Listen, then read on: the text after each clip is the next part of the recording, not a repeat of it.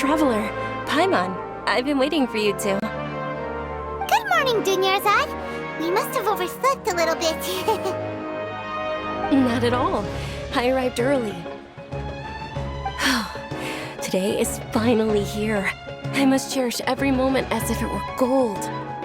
You've worked so hard for this day. You gotta enjoy it to the fullest. You know it. It's just that, as expected, I had some trouble falling asleep last night. I'm hoping my body won't be too much of an issue today. Well, shall we?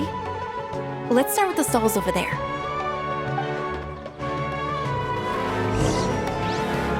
Many vendors came out of the blue to support the event, and they insisted on covering costs themselves.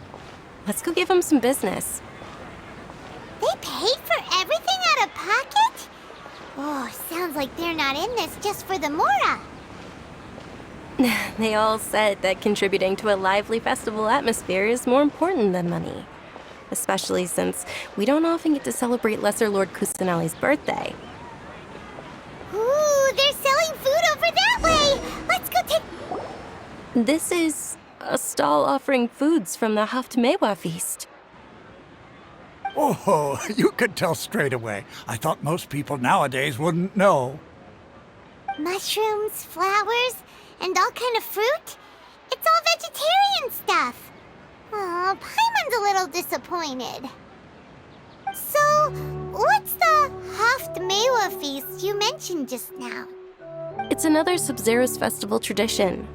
People used to set their tables with 7 different foods.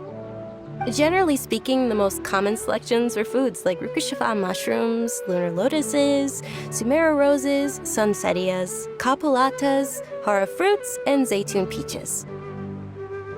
So, the Sub-Zero festival is a vegetarian holiday? You don't have to be a vegetarian to enjoy the spread. We just use the 7 foods to symbolize the 7 virtues of the Dendro Archon.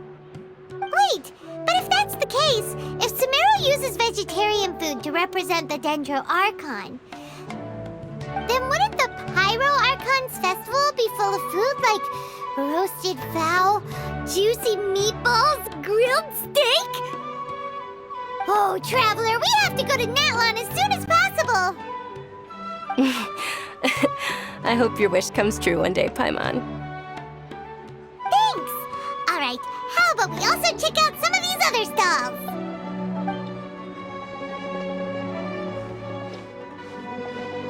Dear customers, would you like to try your hand at alchemical divination?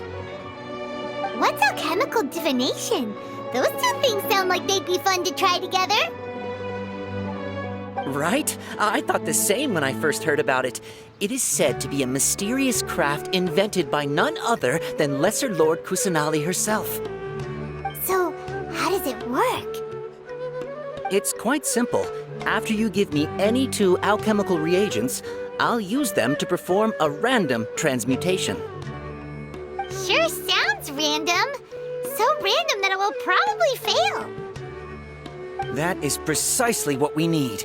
After the transmutation fails, your one and only diviner here will interpret the remnants. Well, according to Lesser Lord Kusanali, everything is interconnected, and all that occurs can be traced back to fate. You could... Why does everything sound so much more credible when Dunyarzad says it? Are you guys working together? So that's the true wisdom behind it. This young lady sure knows her stuff. So, how about it? Want to give it a try?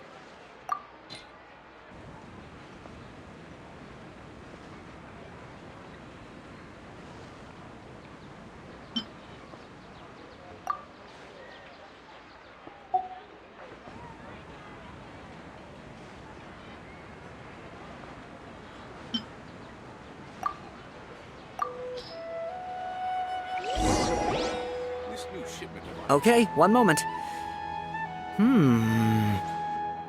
It's the moon. Paimon wants to take a look too! Is it? It looks more like a pie that Paimon bit into. Generally speaking, the moon signifies... It means... Wait a moment. Is he really looking it up in a book? Oh, I remember now.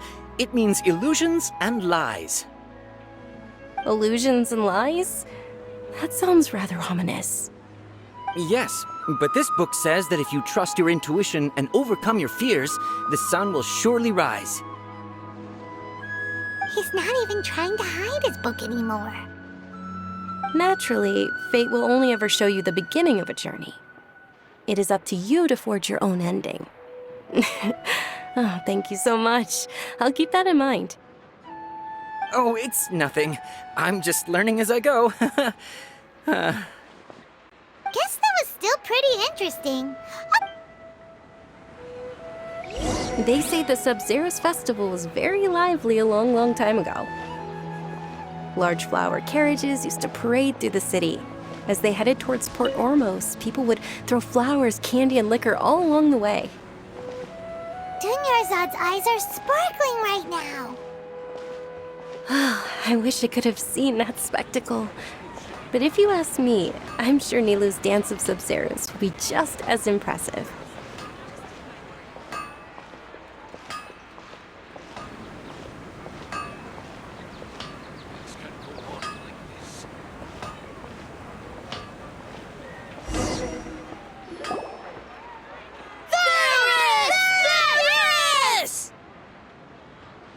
Attention! Soldiers, fall into formation if you want any Yalda candies.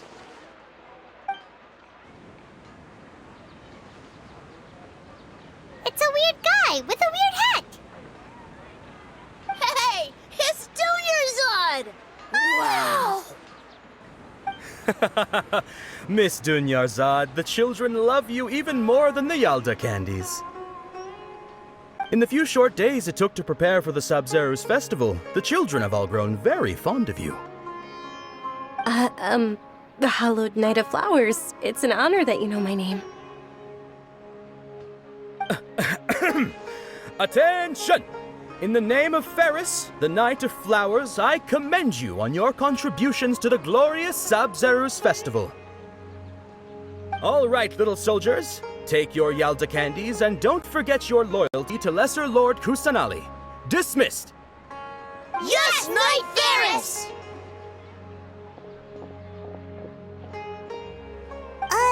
Just what is going on here? Ferris, the Knight of Flowers, is another Sub-Zero's festival icon, and one immensely popular with children. It's all thanks to Miss Dunyarzad's sponsorship that the children can make such wonderful memories today. As are we to you, Vihar. Oh, not at all. Oh, speaking of tradition, do you want some Yalda candies? They're a festival staple. Whichever one. Don't these boxes all look the same? That is the fun part. Each box contains a random flavor. It's up to the luck of the draw. Ooh, those all sound pretty good. And there's also Lizard Tail and Oni Kabuto. Huh? What's up with those two flavors? Oni Kabuto is a little spicier than Lizard Tail. Dunyarzad, you tried them before? Traveler, it's all right. Paimon believes in you. I also believe in your intuition. Great! These boxes of candy are numbered 1 to 5 from left to right. Which one do you want?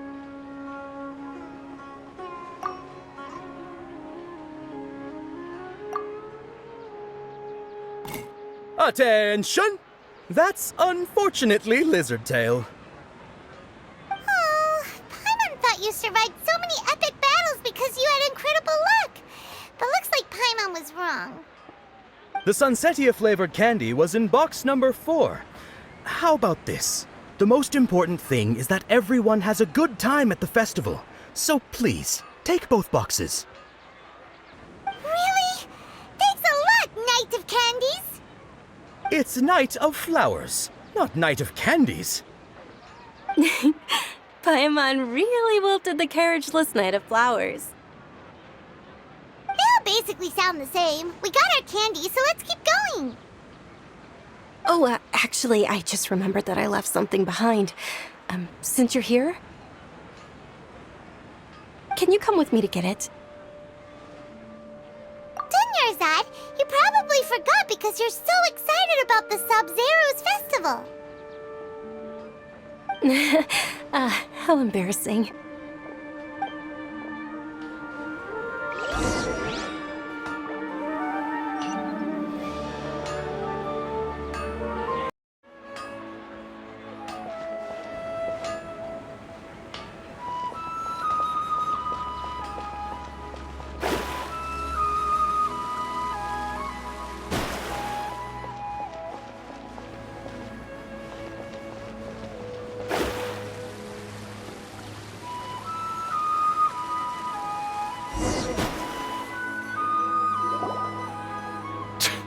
We're too late. Who knew the little lady was such an early riser?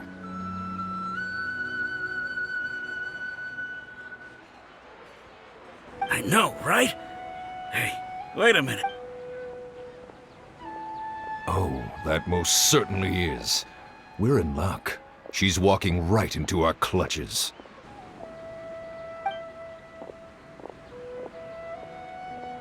Those Eremites don't look like they're up to any good. Who are you? I don't believe the Homayanis hired you. That's right. We haven't received any of their mora, but I wonder how much the Homayanis would shell out to get you back.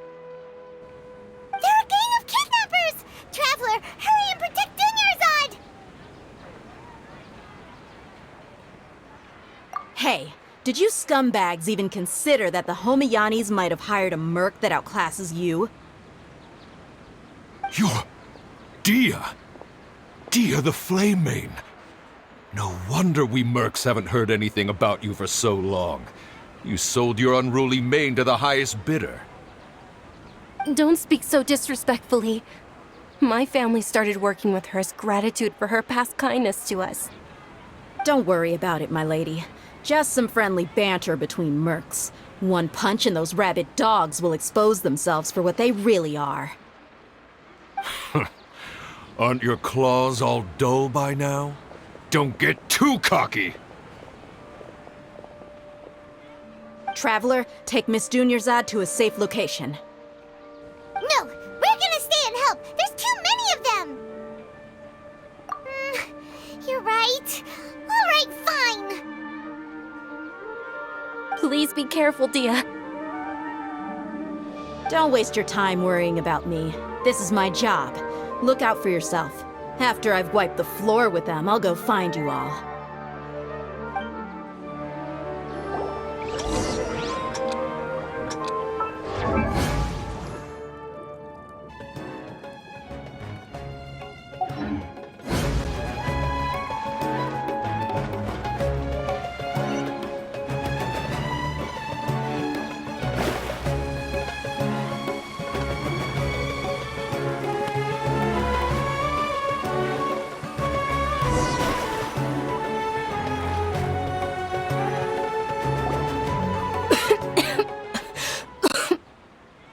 Dunyarzad, are you okay?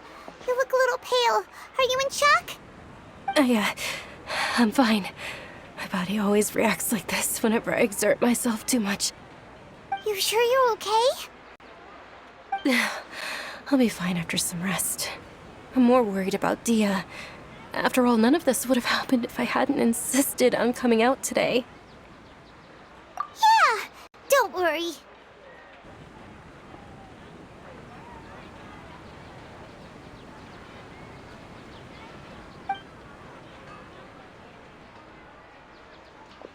My lady, Traveler, found ya.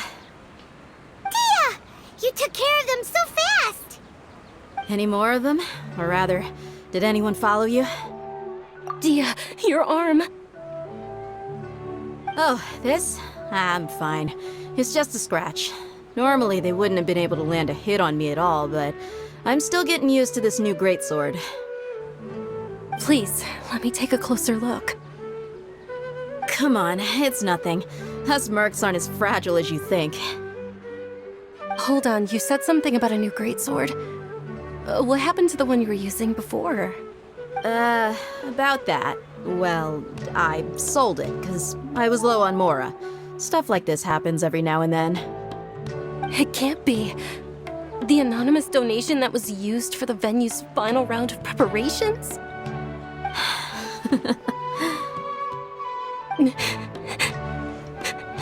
Hey, Miss Dunyarzad, I wasn't trying to make you cry, and I'm not gonna lose my commission because I made my employer cry, am I?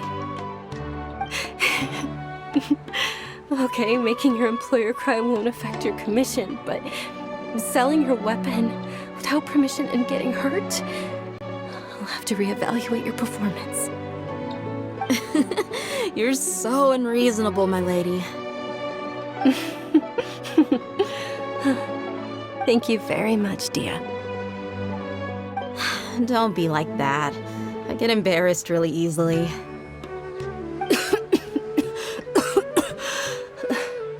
Are you feeling unwell again, Dunyarzad? My lady, your condition. Traveler, can you take her somewhere to rest? I'll look around the area to make sure we're safe from an ambush. Truly, I'm sorry for the trouble, everyone.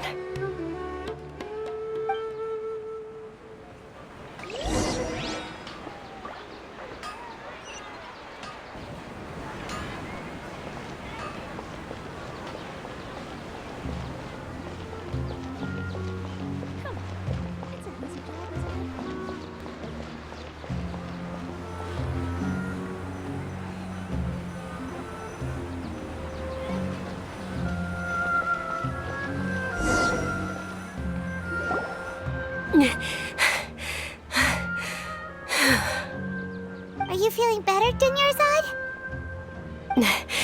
Yes, much better. Just give me a few moments and I'll be good to go. I didn't realize you were concerned about it. I guess I shouldn't continue to keep it a secret. I was actually born with Elazar. It's terminal now. Can't believe it's Elazar! Oh, you've already heard of Elazar. In that case, you probably know about its severity. Sumeru's current medical advancements still haven't been able to find a cure. The disease's progression can only be delayed through environmental therapy. Dunyarzad. There's no need to be sad. I've always lived with Elazar and I came to terms with it a long time ago. Compared to the simple fact that I'm afflicted with this, its effects on my life have been much more painful. I know that my family loves me dearly. They've done all they can to provide the best environment for me so that I can live for that much longer. However, did you know? Before I ran away from home this time, the world outside of my home didn't even know that I existed. Since I was a child, all I could do was sit on my bed and stare at everything outside of my window. I'm sure my family's worried and disappointed in me for running away, but I just didn't want to have any regrets. I wanted to meet other people. To me, there's nothing more beautiful than being able to meet and speak with others. Not to mention the incredible time spent preparing for the fest. This way, when my final day does arrive, it will be less sorrowful. At the very least, many people will remember that I once existed in this world, right? As long as you don't forget Paimon, Paimon also won't forget about you. No, even if you forget Paimon, Paimon will still remember you. Thank you two so much. I apologize for the depressing conversation. This is out of character for me. To be honest, Lesser Lord Kusanali gave me the courage to do all of this. If it weren't for her encouragement, I wouldn't have taken that first step. Thanks. There will always be frustrations in life, but I know that the point of living is not to leave behind any regrets. Oh, right! Isn't it almost time? Huh? Almost time for what? Isn't the Dance of Sub-Zeros about to begin? It's the part of the festival that I've been looking forward to the most. Nilu will recreate that legendary scene with her most splendid dancing. And the Sub-Zero's festival will conclude amid everyone's applause and blessings. And with that, my wish will also... Then what are we waiting for? Let's go to the stage! Yeah, we should still make it in time.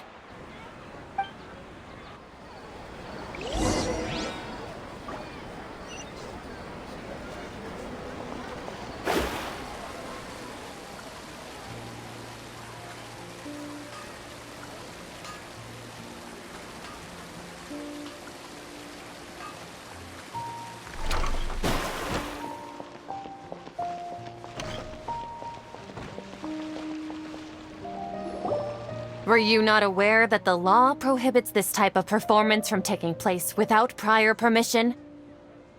Over there! Someone's yelling at Nilu! I think I just saw the Academia's Grand Sage. Why is he here in person? But the Dance of Sub-Zeros is one of the key parts of the Sub-Zeros Festival.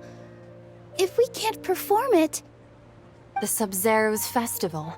The law also prohibits the private hosting of large-scale religious festivals. Only the Academia can host such an event. If you continue to resist, we will have to order an investigation into every single event organizer. The Grand Sage has already granted you much leniency. I advise that you exercise tact. How did things turn out like this? The Academia was originally responsible for the Sub-Zero's festival, but they failed this responsibility for many years. I need to speak with them. This is a hard pill to swallow, but you're right. Things would only get worse. Art, dance. Aren't you ashamed of pursuing such frivolous and meaningless activities in this land of knowledge and reason? Our Archon created the utopia that is Sumeru City for all scholars who sought validity, verity, and truth, while people like you wish to defile it. No. I believe that our Archon never rejected the arts. Even the Goddess of Flowers dedicated a dance to her. With your lack of intellectual credentials, I do not believe you are qualified to debate with me. What you should be doing is finding workers to tear down this ridiculous eyesore. When we return, have the scribe draft an ordinance before the next Nyargarbaha Day that prohibits public art performances. We will announce it to the public later via the Akasha. Understood. I will inform him when I return. The Sub-Zero's Festival. Go celebrate the birth of that god to your heart's content. Nilu, are you okay? Oh, Dunyarzad. You all saw that just now? The Grand Sage ordered us to stop the performance. Yeah. Let's go somewhere the Academia can't find us and perform there. But how do we let everyone know? And what about the atmosphere on the stage? Or we could get people to block them off so they can't interrupt the performance. No. They just threatened to investigate the organizers. If we were caught... Nilu, it's all right. Don't worry about it. But you've been looking forward to the Dance of Sub-Zeros so much. And I know how important this festival is to you. It's okay. Seeing you care this much about my feelings is more than enough. It would be too risky to continue the Sub-Zero's festival at this point. I don't want to get everyone in trouble. If you say so. But you can sneak out for the next Sub-Zero's festival, right? We'll make sure the next one is a smashing success. The next one. Yes, okay, it's a promise. It will be a smashing success. Paimon can't believe this is how things turned out. Those heartless geezers. It really is okay. There's nothing we can do about it. Still, I'd be lying if I said I had no regrets. I would have loved to see Milu's dance.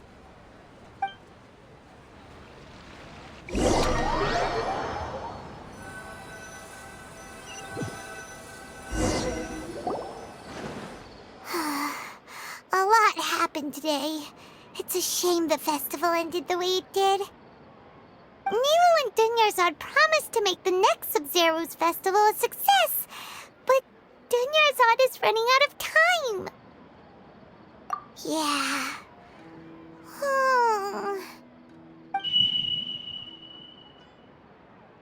All connections have been secured to construct the most stable framework possible. The project has entered its most critical phase. Power has begun to flow from...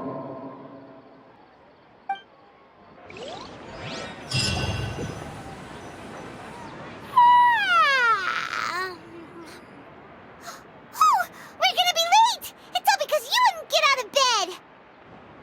We should go meet Dunyarzad right away!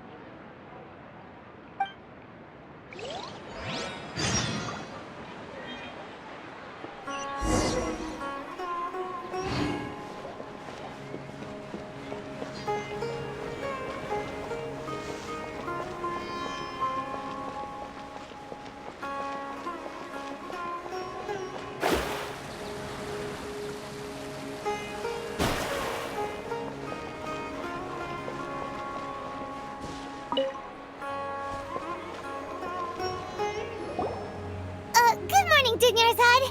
Sorry we're late. Not at all. I arrived early. You seem kinda tired. Did you not get enough sleep? I'm doing well. There's no need to worry. Shall we go? Let's start with the stalls over there. Sure! Traveler? Why are you just standing there? Let's get going!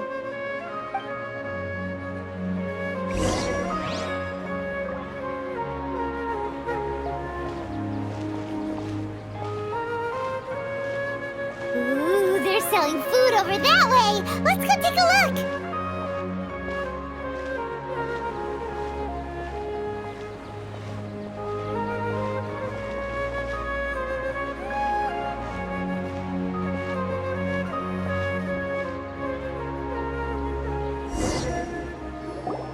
This is a stall offering foods from the Haftmewa feast.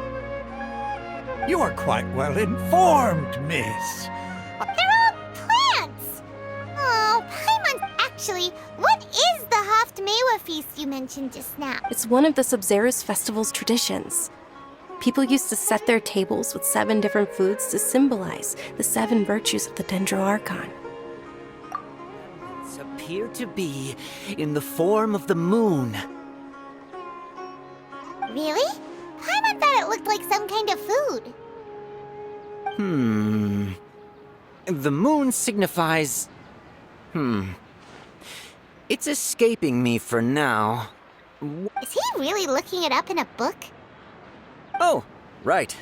It means illusions and lies. But if you trust your intuition and overcome your fears, the sun will surely rise. Understood. I'll keep that in mind. Oh, it's nothing. I'm just learning as I go. Guess that was still pretty interesting. Okay, on to the next stall.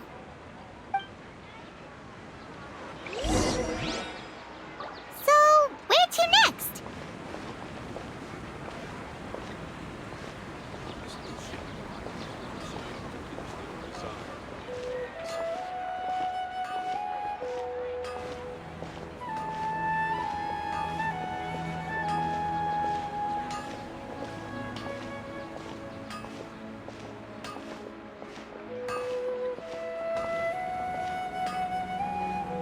Things can't go on like this. Ferris! All right, soldiers. Now that you have your Yalda candies, don't forget your loyalty to Lesser Lord Kusanali. Dismissed! Yes, Knight Ferris! What's going on? Is this a play? Ferris, the Night of Flowers, is another Sub-Zero's festival icon and one immensely popular with children. It's all thanks to Miss Dunyarzad's sponsorship that the children can meet the Night of Flowers. Oh, do you want some Yalta candies? I happen to have some boxes readied here. Take a look and pick whichever one you want. What's to pick? Don't these boxes all look the same? It's not that simple. Each box contains a random flavor. It's up to the luck of the draw. Flavors include lavender melon, hara fruit, sunsetia. Ooh, how interesting! And there's also lizard tail and oni kabuto. Ugh, why do those flavors even exist? Traveler, help Paimon pick one. Paimon wants to eat the sunsetia flavor. Great! These boxes of candy are numbered 1 to 5 from left to right. Which one do you want?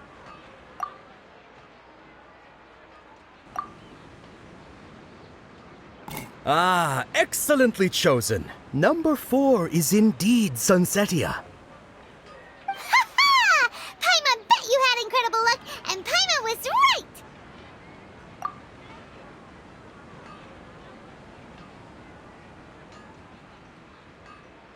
Huh?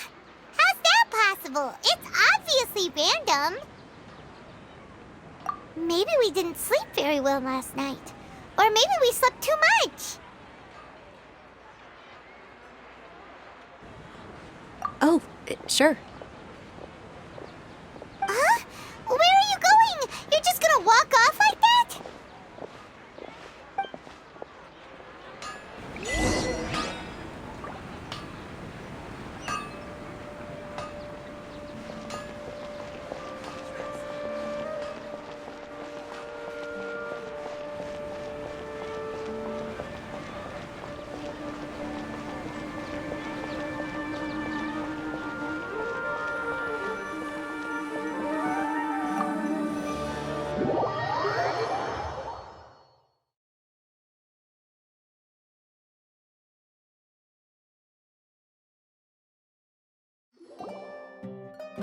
A feeling of deja vu?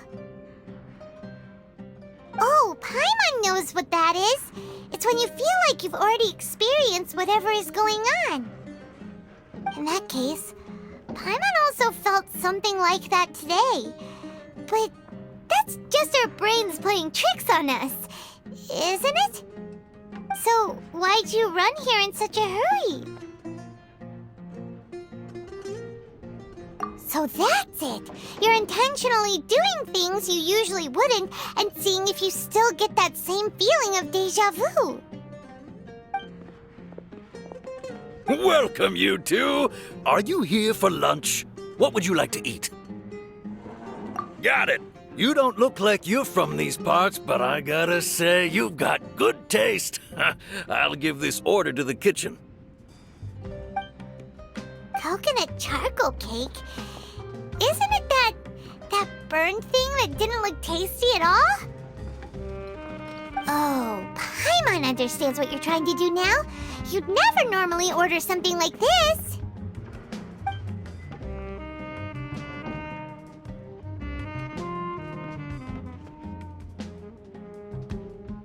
That thing? Are you really gonna eat it?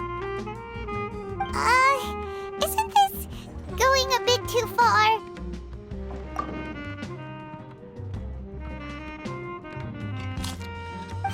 How was it? The look on your face is telling Paimon that it tasted awful. Then, you mean... That's impossible! We were just talking about how gross it looked! So, would this be a case of taste bud deja vu? Paimon also gets the impression that we've been here many times, even though we aren't regulars. How about we go out again and try something else?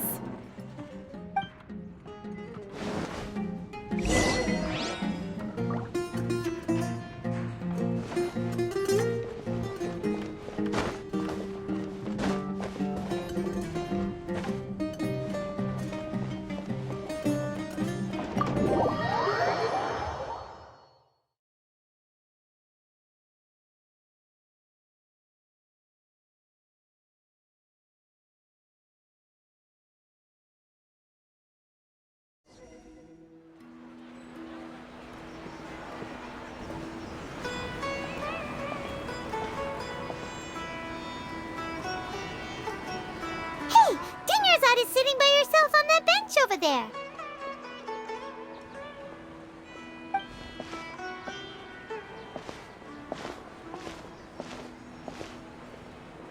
What a coincidence, Dunyarzad. We meet again. Why are you sitting here all by yourself? Oh, I ran into some kidnappers just now, but thankfully Dia came to my rescue. I started to feel unwell after that, so I sat down here. Kidnappers? Oh my goodness, are you hurt? I'm okay. Dia's arm got scratched, but it isn't serious. Whew. That's a big relief. But, Dunyarzad, you seem a little down today. It's the Sub-Zero's festival, and you've been looking forward to it so much! Not at all. I've always been like this. Excessive physical exertion or strong emotions tend to aggravate my illness. Besides, no matter how amazing today may be, it is but a single day. After however many more days, my time will come to an end. Paimon doesn't quite follow you, and Paimon feels like something's really got you down right now. It really is fine. I don't mind.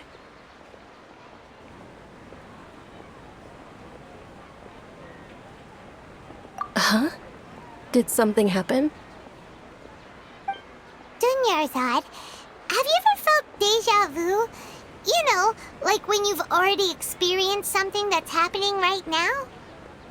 Deja vu? No. But my days have been the same for years now.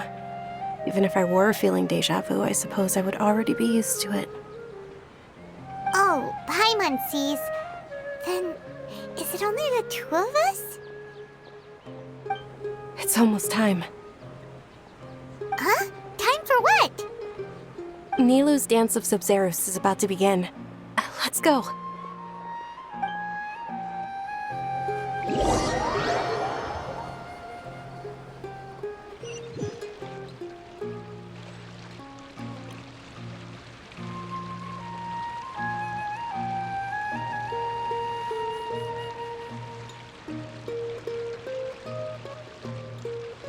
With your lack of intellectual credentials, I do not believe you are qualified to debate with me. What you should be doing is finding workers to tear down this ridiculous eyesore. When we return, have the scribe draft an ordinance before the next Nyagarbaha Day that prohibits public art performances. We will publicly announce it later through the Akasha. Understood. I will inform him when I return. The Sub-Zero's festival. Go celebrate the birth of that god to your heart's content.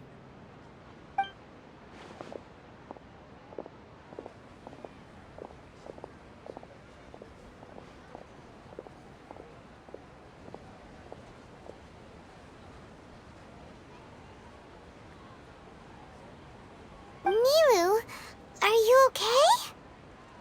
Oh, Dunyarzad. The Grand Sage ordered us to stop the performance. It's okay. There's nothing we can do about it. But you've been really looking forward to this. I don't want you to have any regrets. It truly is unfortunate, but I don't want to cause trouble for anyone. Didn't the Grand Sage say that he might investigate the organizers? True, but... Well, okay. I'll just have to try again next year. The next festival. I probably won't be around by then. Wait, what did you just say? No, nothing. I'll be heading back to rest. Thank you for your help, everyone. Paimon can't believe what those heartless geezers did! Did Dunyarzad already go back? We should also return and get some sleep.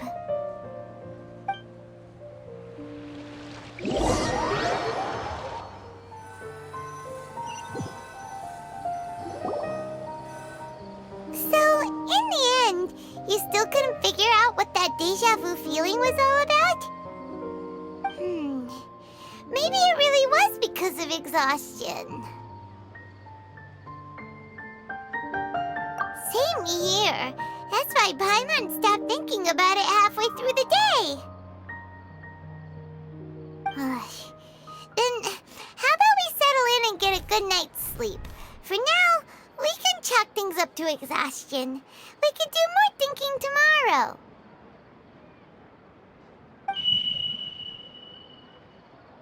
Observing a modest drop in the output of jnana energy, but values still remain within normal parameters. Continue to monitor for variances in the data and find the cause as soon as possible.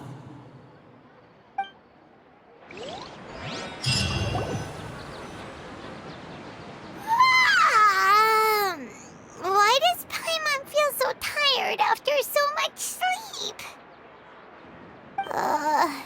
Anyway, we should go meet Dunyarzad right away.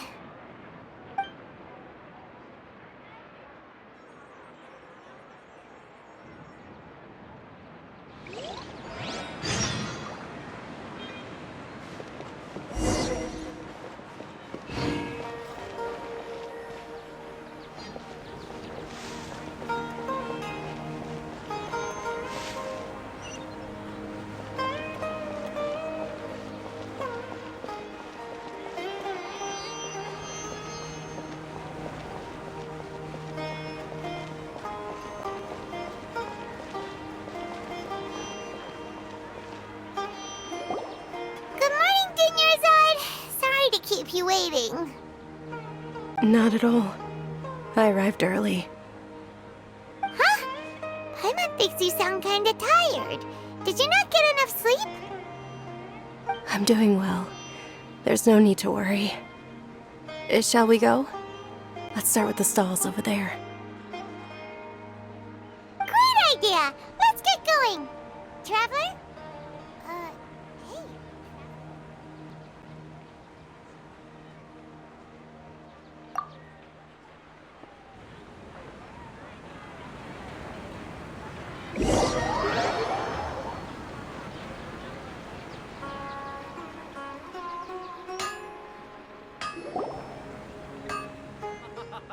It's all thanks to Miss Dunyarzad's sponsorship that the children can enjoy the Sub-Zero's festival.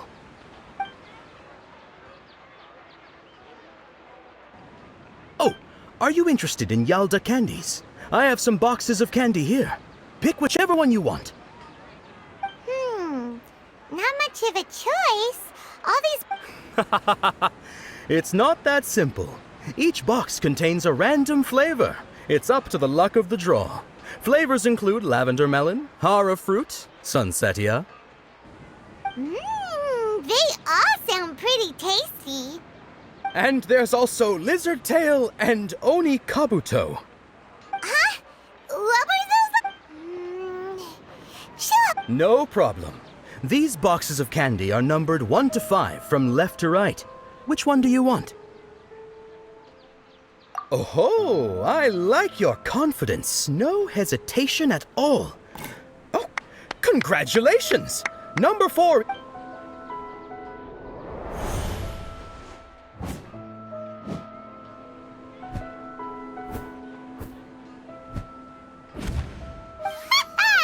Paimon knew she always had incredible luck.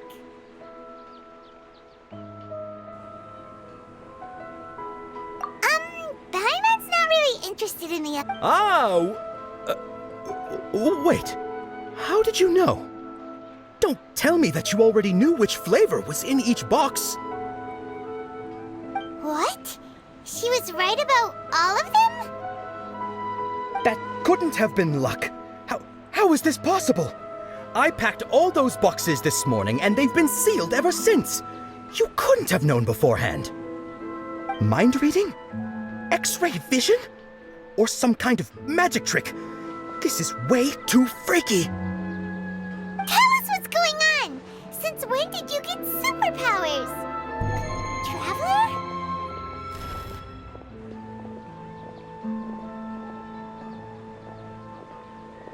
Hey, where are you going?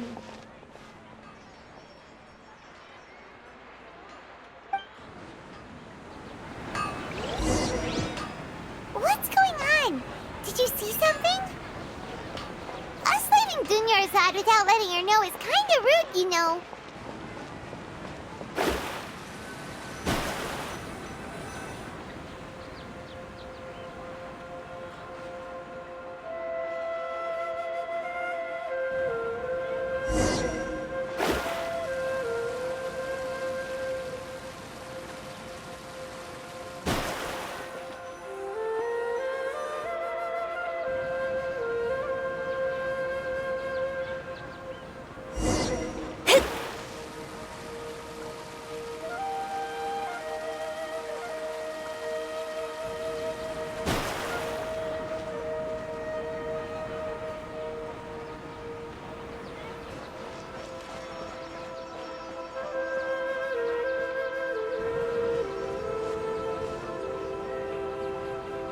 What are you looking for? Why did we come here?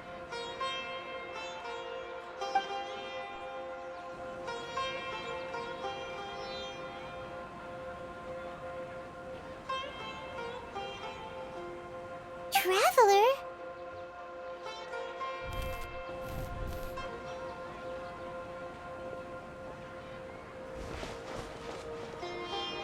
That's...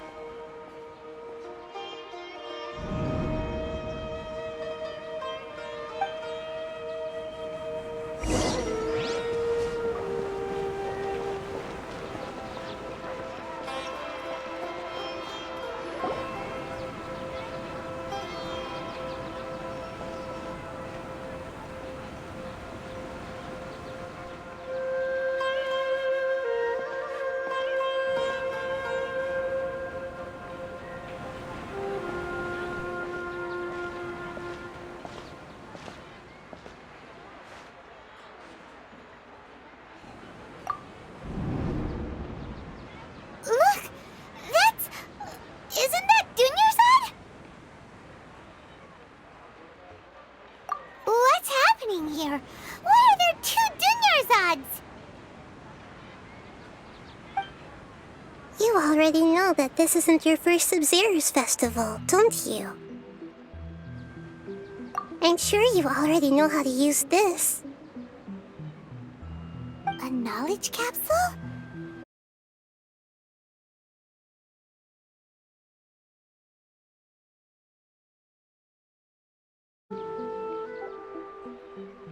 You should use it too, Paimon. You know Paimon? Well, this seems kinda sketchy, but Paimon feels like this is what we should do.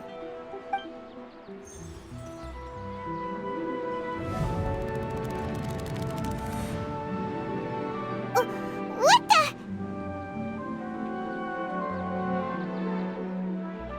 This is our 20th time at the Sub-Zero's festival? Huh? No. The 30th? 40th? Just how many times have we been to the Sub-Zero's festival? Have we been trapped in a single day? If it weren't for you, we wouldn't have even realized.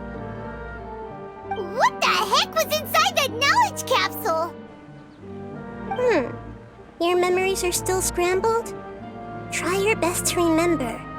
This isn't the first time we've met, and I answered that question a long time ago. Let Paimon think. Oh, it's coming back. Meeting you was the real catalyst for restoring our memories, and the knowledge capsule was just your means of showing our minds the way. What about everyone else? Why are you only helping the two of us? Your sense of deja vu is stronger than everyone else's, yes? As for an explanation, you two received the blessing of Dendro, and you also have special, sensitive constitutions.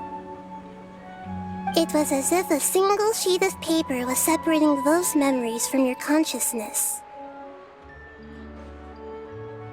A familiar question. I think this is the 7th time you asked that. As you can see, she isn't doing well. You probably sensed it too. The Dunyarzad you were just with is different from the first Dunyarzad you met. That first Dunyarzad is in front of you right now, and she doesn't have a lot of time left.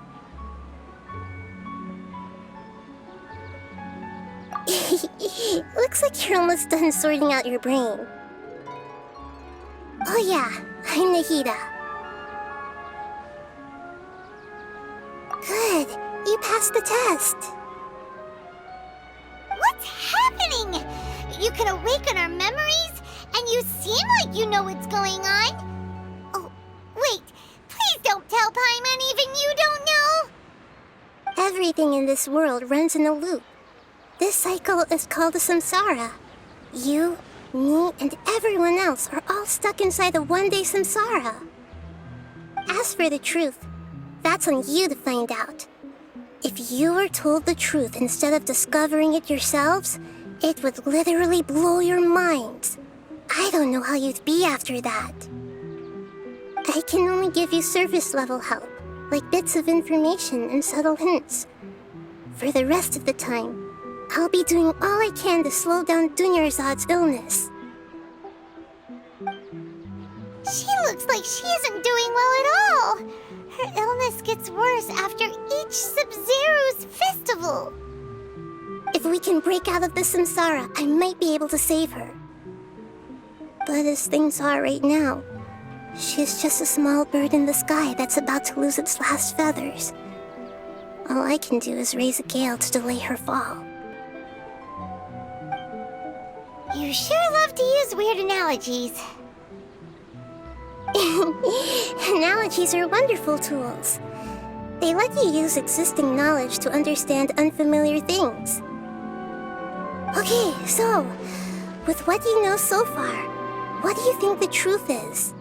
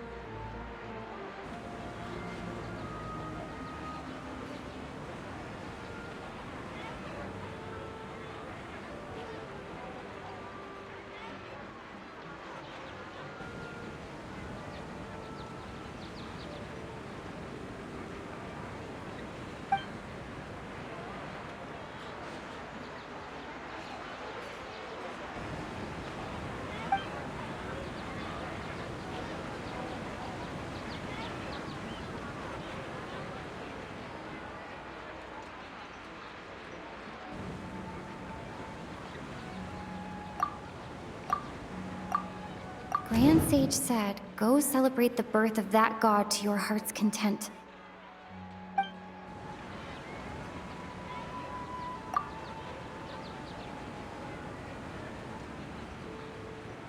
We've already experienced the Sub-Zero's festival many times.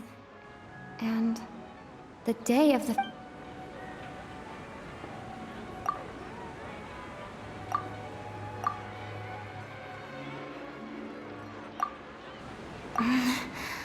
I can't seem to cohesively piece everything together.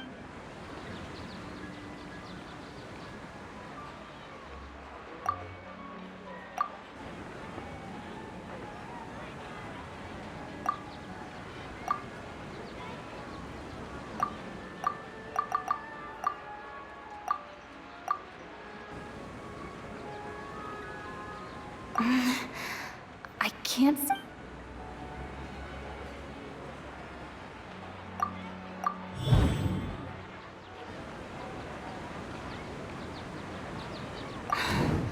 That should be it.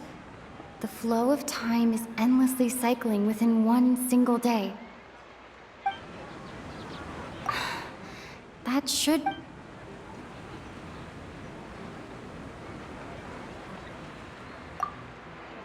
What's happening right now seems to have happened before. This feeling has been getting stronger and stronger. My mind feels feels exhausted even though I haven't done too much thinking. The moon, illusions, and lies.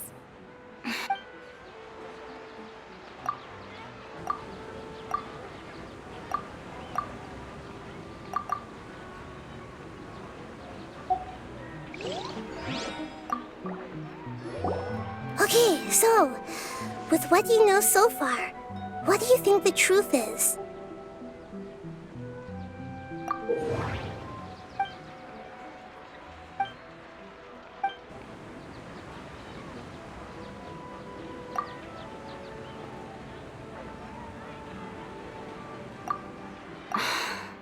That doesn't...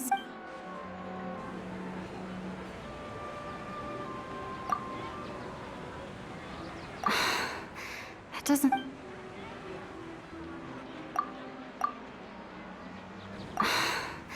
That doesn't... What's happening right now seems to have happened...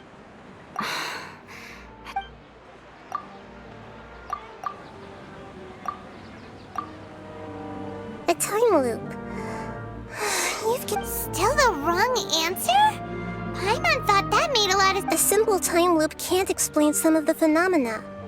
You two are still missing a lot of information. Dunyarzad. The Sub-Zero's festival is happening every day, but that doesn't mean we can waste an...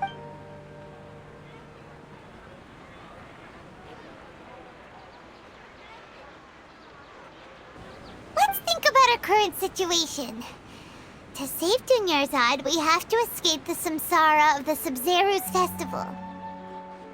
And to do that, we need to figure out what's happening. The truth.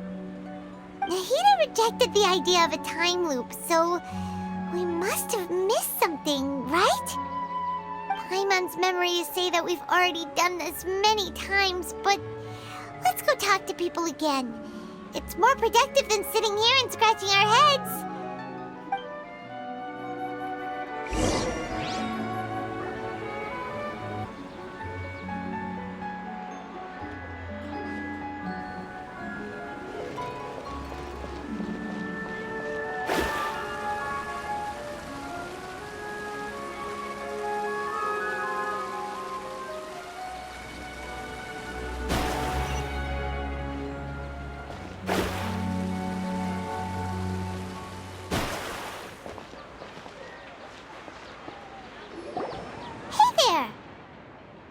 Hey, it's you guys again.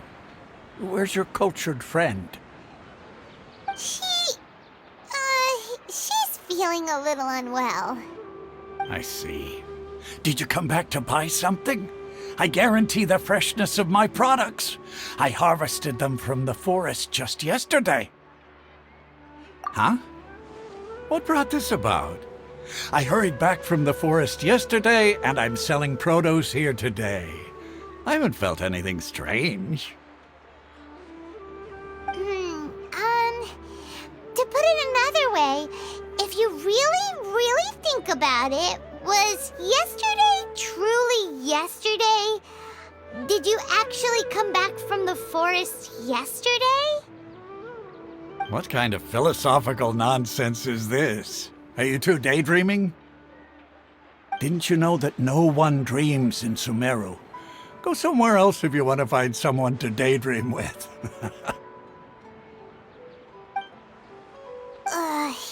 He actually has a point. Is this a dream? Is everyone dreaming? True. It's so weird that people here don't dream. Why is that? Anyway, if this all really were just a dream, we would have woken up a long time ago.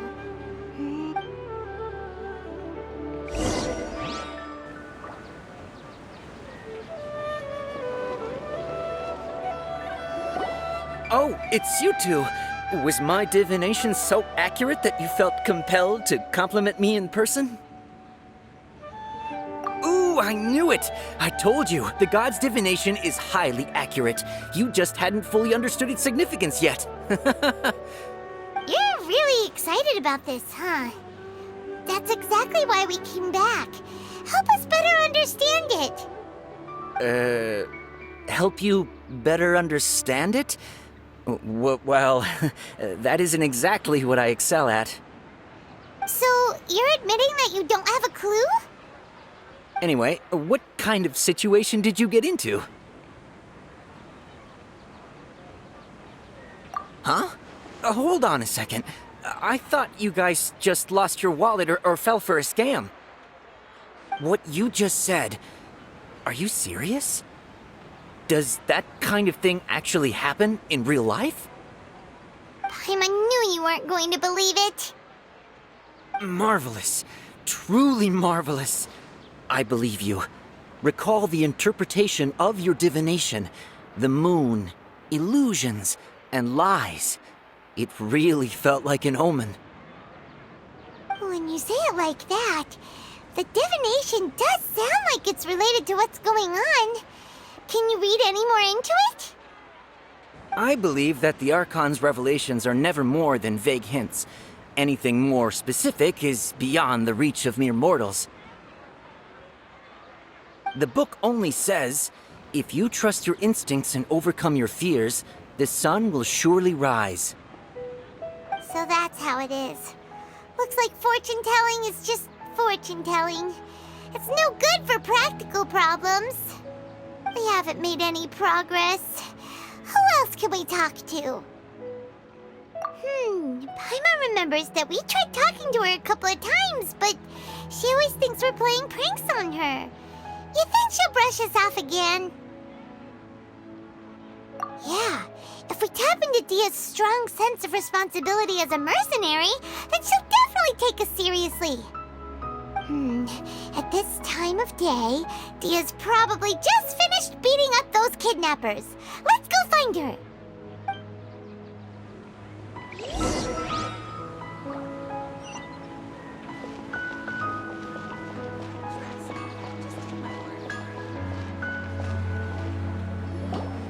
I'm fine, my lady. It's just a scratch.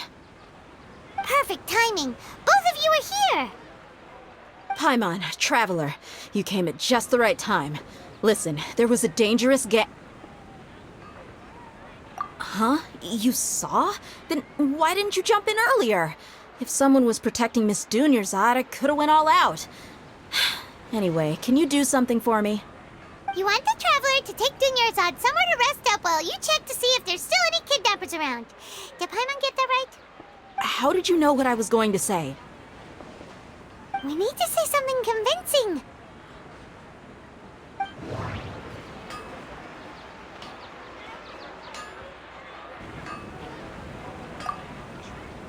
Dia sold her greatsword to raise additional funds. Tell her, Traveler!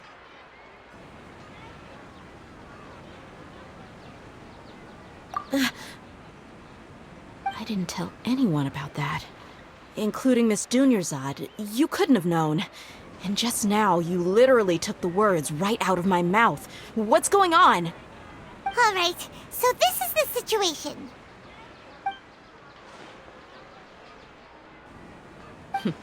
It's kinda hard to believe what you just told me. First, let me make something clear. Most of us desert dwellers might not be the scholarly type, but we do have basic common sense. She's quieter than usual, uninterested in anything, and really gloomy. Yeah, she isn't the same as before, but her parents said that this is how she was like at first. Huh? At first? I don't quite understand what you're all talking about. I'll go rest on the bench over there. My lady, are you angry?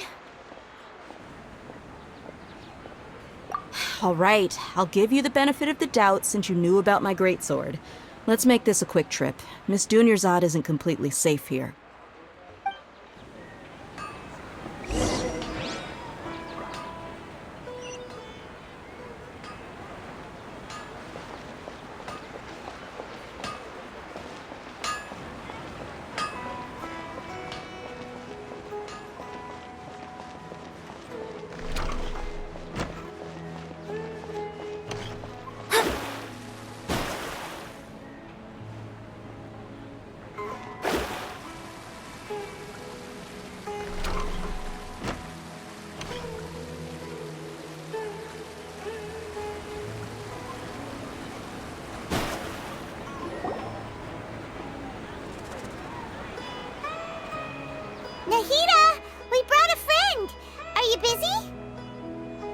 thought I told you that it won't help to bring anyone here.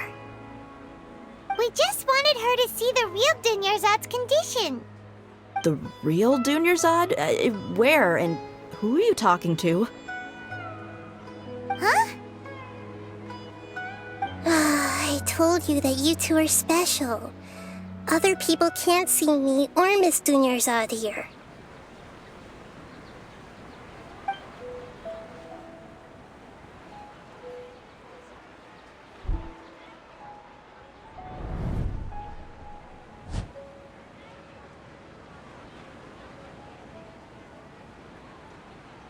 Hold on. Over there. Is that? Wow. How perceptive. Does she have invisible antennae? Miss Dunyarzad, she's lying down here, isn't she? How's she doing? Her condition's really bad, and she's basically in a coma. How did you know she was here? I can sense her aura. There are also lingering feelings of something like regret or disappointment. Do you believe us now? The Sub-Zero's festival has been repeating itself. So, you think the sages are behind this? Yeah, they've always been against us. Wouldn't surprise me if they're using the Akasha to intentionally repeat the Sub-Zero's festival as a sick joke. You have a point. Aside from the Dendro Archon, the Academia's sages are the only ones in Sumeru who could pull off something like this. Maybe there's more to the Akasha than we know. Right! Didn't you awaken our memories using something that looked like a knowledge capsule? That means you must know something about the Akasha! The Akasha relies on the power of a gnosis to operate, as it is the manifestation of the God of Wisdom's power. It compiles the wisdom of the entire populace, and it grants knowledge to the people. A gnosis can do that? No wonder the Akasha is so magical. It's being powered by the gnosis of Sumeru's Archon. So, this Nahida you mentioned, what did she say? She said, and Paimon quotes, "The Akasha relies on the power of a gnosis to operate, as it is the manifestation of the God of Wisdom's power. It compiles the wisdom of the entire populace and it grants knowledge to the people." Compiles the wisdom of the entire populace and grants knowledge to the people. Wait. I get the grants knowledge part. That's what people have always used the Akasha for. But compiling the entire populace's wisdom? How does that work? Did she mean that the sages enter new knowledge into the Akasha? Oh yeah, that sounds about right. What do you think?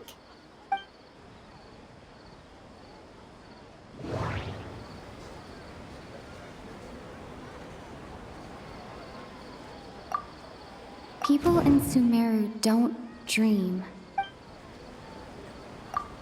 Okay, Nahida said, the Akasha relies on the power of a gnosis to operate. As my mind feels exhausted, even though I haven't done too... What's happening right now seems to have happened before. This feeling has been...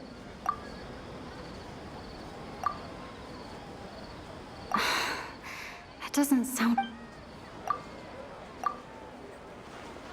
You mean the Akasha is causing our mental fatigue? Huh. Now that I think about it, my head's been feeling unusually heavy. When the desert dwellers set off on their quest for knowledge, a sage once said, knowledge always comes at a price.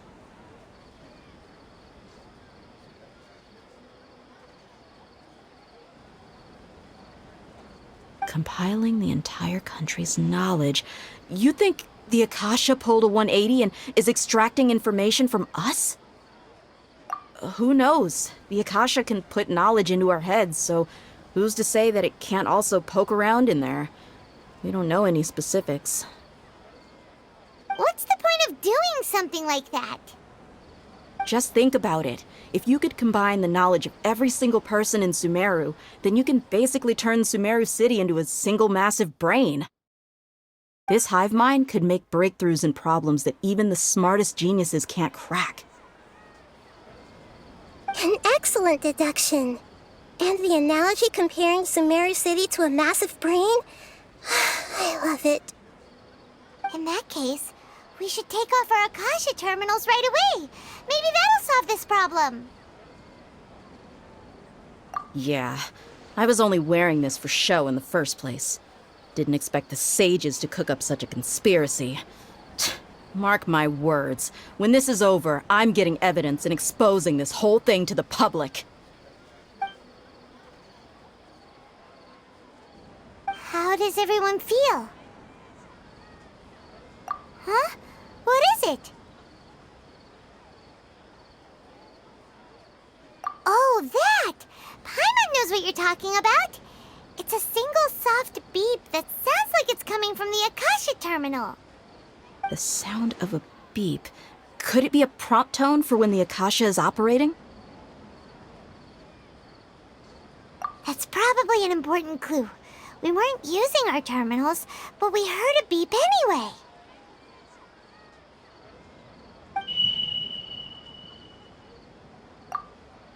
Traveler, did you hear that?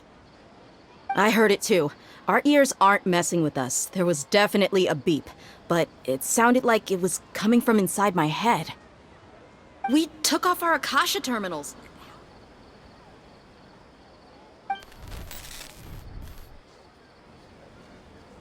Phase runtime has exceeded its expected length. At this rate, there may be casualties. But we cannot lose all of our progress.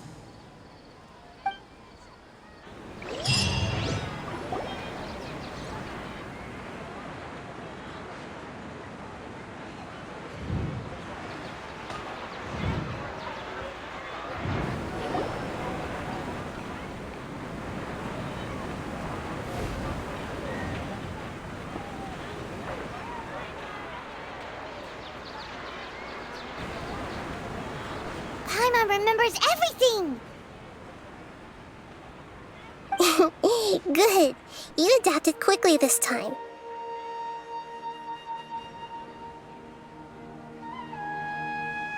We definitely took off our Akasha terminals last night, but we still heard that beep. Why is that?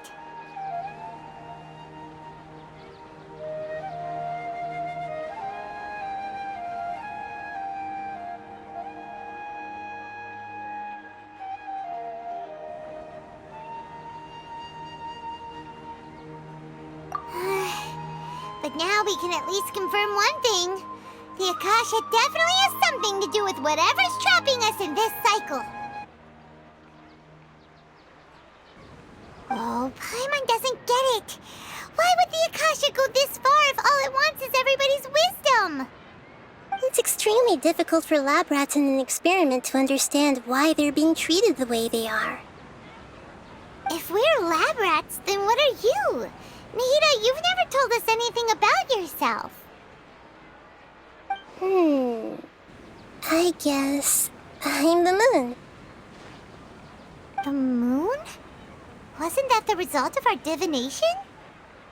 Anyway, knowing who I am won't help you get closer to the truth, so you should focus on other things. Don't get distracted and miss any clues. Okay then. Dia helped us a lot yesterday, so let's go find her. If Paimon's reading the time correctly, those kidnappers should be showing up soon.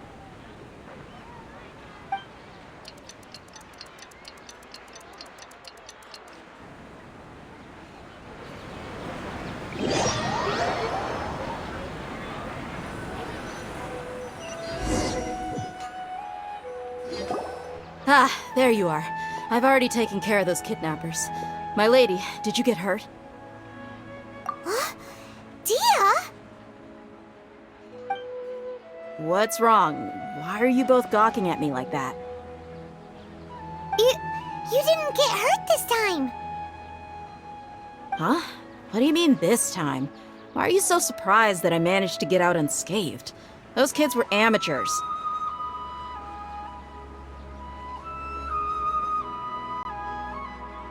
Shh! How did you know about my greatsword? I haven't told anyone about it. Please, don't tell Miss Dunyarzad. So Dia's lost her memories after all. Anything strange? You already know that I got a new greatsword. If I had to say something, it's weird how such a new weapon could feel so familiar. It's as if I've already used it to fight a countless number of battles. You're saying that although you don't remember using it, your body feels like it does? That's right. Both mercenaries and warriors heavily rely on muscle memory. Only knowing the theory of battle won't get you anywhere. Traveler, what do you think? Yeah, Paimon's feeling really hopeful. Oh, you're right! Earlier in the Samsara, something like this would have never happened. I have no clue what you two are talking about, but it's still dangerous here, so... So you want us to take Dunyarzad somewhere else to rest while you check if there are still more kidnappers around, right? How did you know what I was gonna say? Can you read my... Forget it. Go and do your thing.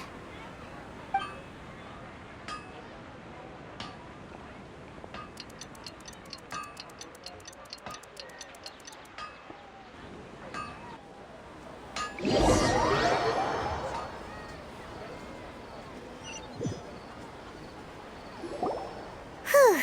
It's finally nighttime. Aside from Dia not getting injured, everything seems to have stayed the same. Listen, Nahida, we found out that Dia got out just fine today, even though she got injured every other time she fought the kidnappers. Do you think the Samsara has been broken? Have we saved Dunyarzad? Really? Good job on all that progress. Get some good sleep tonight. Hey, what kind of an answer is that? Tomorrow will come. Everyone assumes this is common knowledge, but the only way you can know that for sure is if you experience tomorrow. How many todays has it been? Is it possible that today will be followed by yesterday? Does tomorrow truly exist as anything beyond a made-up concept? It's even possible that this entire world is a lie, and the history of the whole world has just been one endless Sub-Zero's festival. Okay, no more. Paimon's brain is already shut down. That's why it makes no sense to waste your energy thinking about things you will learn tomorrow. Get some good rest. You know, use the bathroom and flush your anxiety dookie away. Huh? Hold on, what did you just say? Huh? People always say they feel a sense of relief after they take a duk-duk. That's why I suggested you could try that. Is that so strange? It's so strange and so against common sense that Paimon's at a loss for words. You were sounding kind of smart just a minute ago. Yeah, even though it's happy and lively at the Sub-Zero's festival every day, it feels like it's been a long time since we've really gotten to relax. Let's go back to our room. Continue the harvest. Compared to what we stand to achieve, these sacrifices are trivial.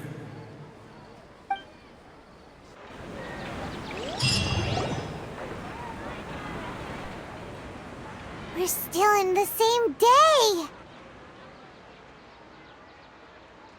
Nahida, you already knew last night that we didn't break out of the Samsara? Why did you tell us? Would there have been a point?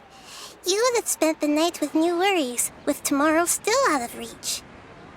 In that case, you might as well rest within that brief moment of hope. An opportunity like that doesn't come by often, and I thought it might help you clear your minds.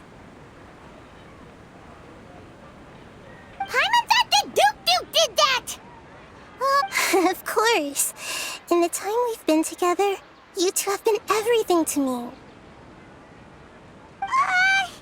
Paimon's flattered and everything, but maybe you're taking things a little fast. What I mean is, even though I had asked you to solve this puzzle, you two are still the only ones who can see me and sense my presence.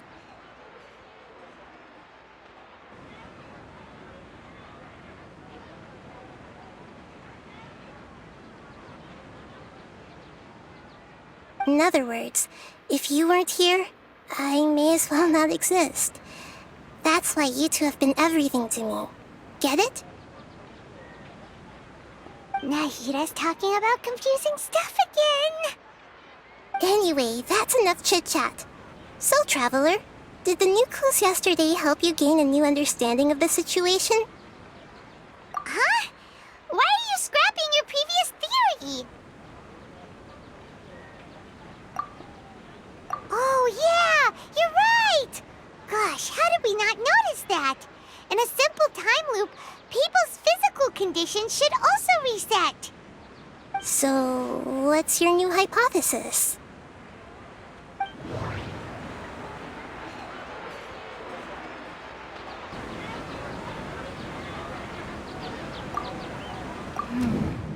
The beep is a prompt tone for Akasha operations. We still hear it every night, even though we removed our Akasha terminals. Mercenaries rely heavily on muscle memory. And Dia was able to use her.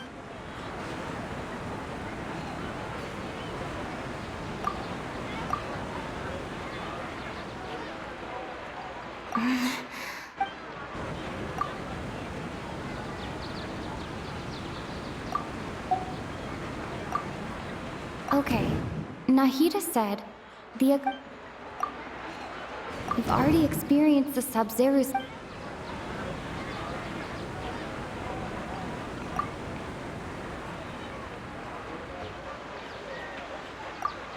The moon, illusions, and lies.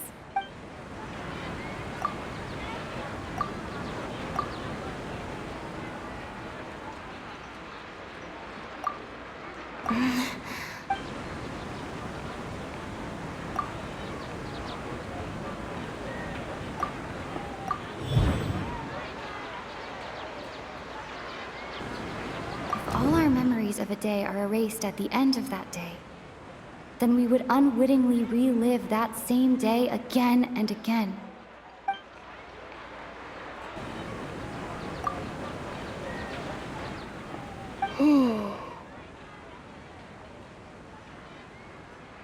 Oh! Then the beep we hear every night could just be indicating the deletion of our memories! That's why when we wake up, everyone thinks the Sub-Zero's festival hasn't happened yet. It's already the next day, but everyone still thinks it's the day before. But muscle memory can't be erased. That's why Dia has been getting better at using her greatsword. Now everything makes sense. A brilliant deduction. Nahida, tell us if we're right or wrong. To put it simply, it's as if you've mistaken a pyro crystal fly for a firefly in the night. You lost sight of its true nature because you focused too much on your perception that it glows. That isn't simple at all! Why don't you go talk to Miss Dia again? You might learn something new. Right! She did help us find our lead.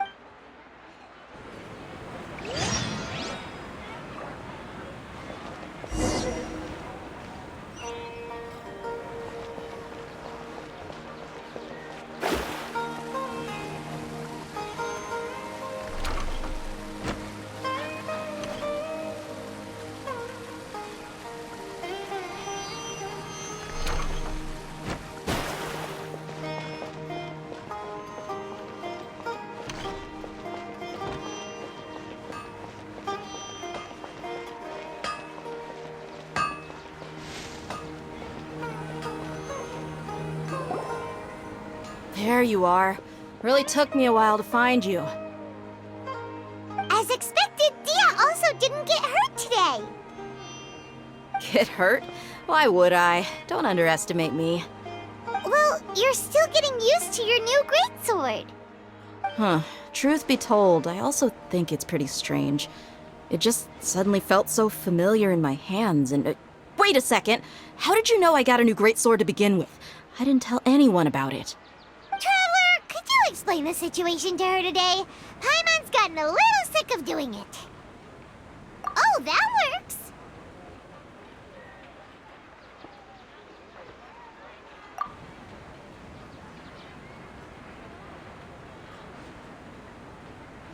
What happened to you guys while I was gone? Did you get brainwashed by some cult?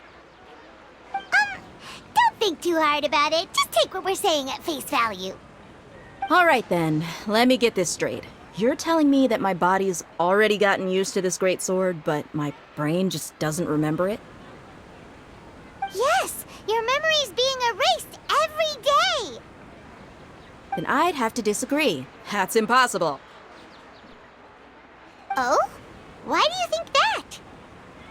If we've actually been reliving the Sub-Zeru's festival day after day, then what happened to the things we used, the money we spent, the food we ate? Common sense says my wallet should have emptied itself a long time ago. There's no way I wouldn't have noticed that.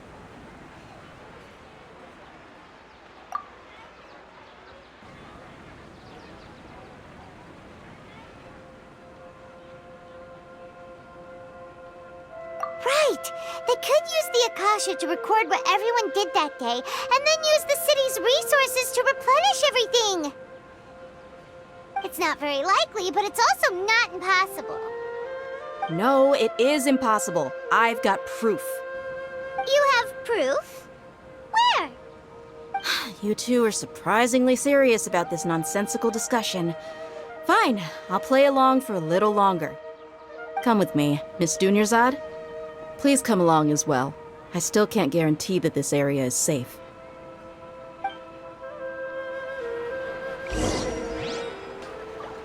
Paimon can't believe it's Dia who wants to show us something this time.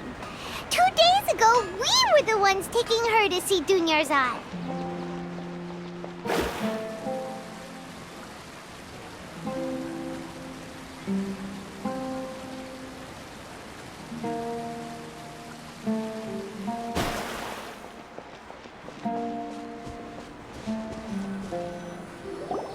This is it. Huh? This is a wooden training dummy. What about it? See those marks on the dummy?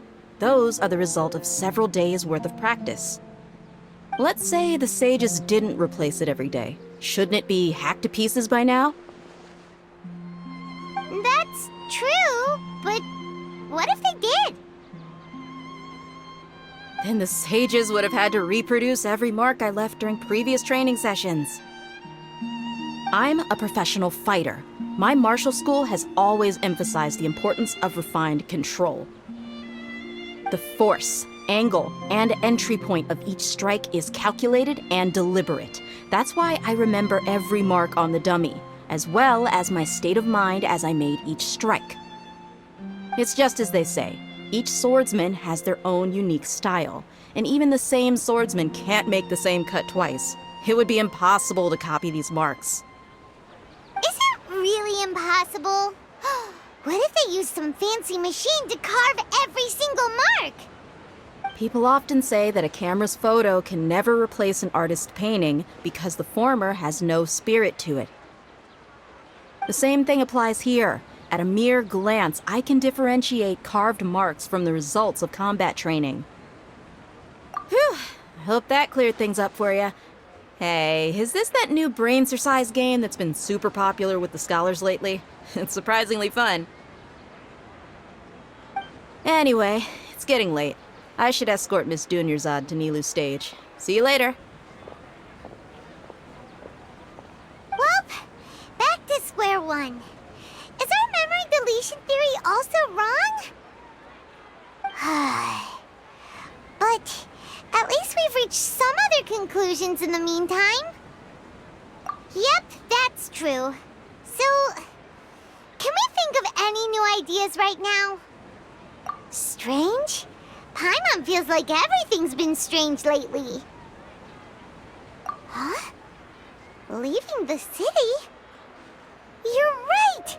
It's really strange how we never thought of such a simple solution! Many things should become clear if we can confirm the flow of time outside of the city. Paimon can't believe it! Did we miss this because we're tunnel visioning too hard on our other theories? Or because we're just too tired? How about we go back and ask Nahida? Maybe we've forgotten something about leaving the city.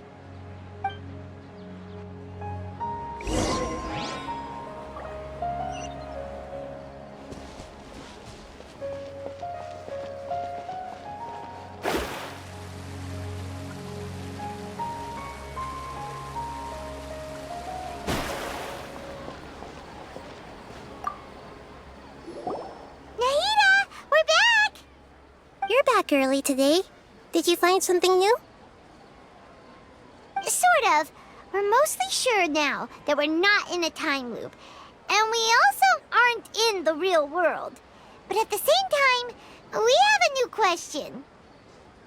Leaving the city. As far as I remember, you've mentioned your plans to do that twice before. We did? But we don't remember anything. What happened after we talked about those plans? What did we say when we got back? Let me think. I don't think you ever actually told me what the outcome was. Oh, it's probably more accurate to say that both times you never came back the whole night.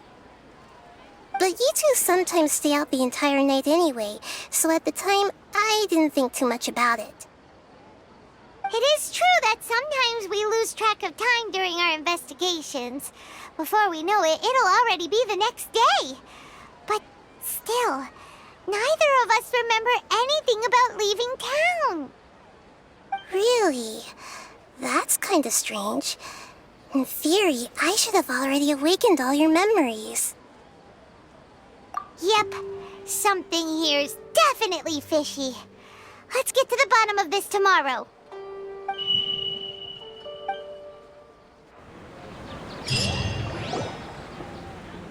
Our memories are back! About that... Well, where should Paimon begin? Traveler, aside from your memories that were just restored, I have another message for you.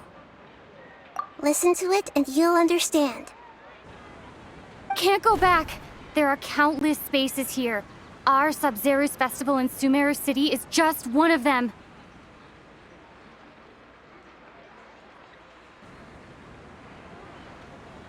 Traveler, you should be missing 2 days' worth of memories. Paimon will fill you in.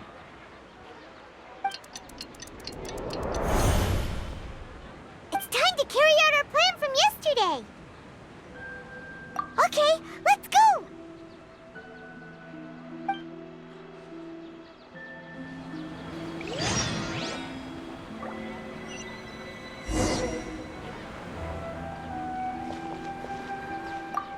We don't have many more festivals to waste.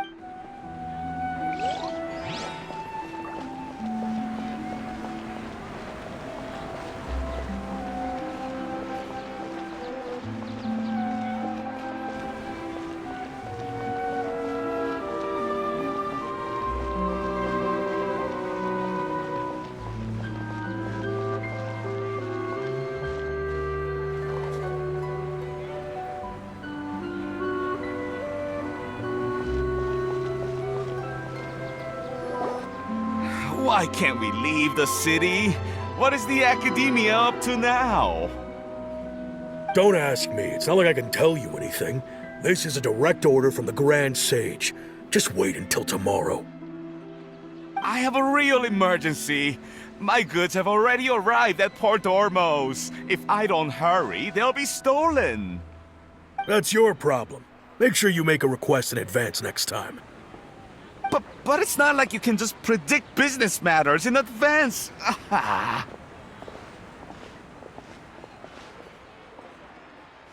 It looks like the Academia already announced a lockdown for Sumeru City today.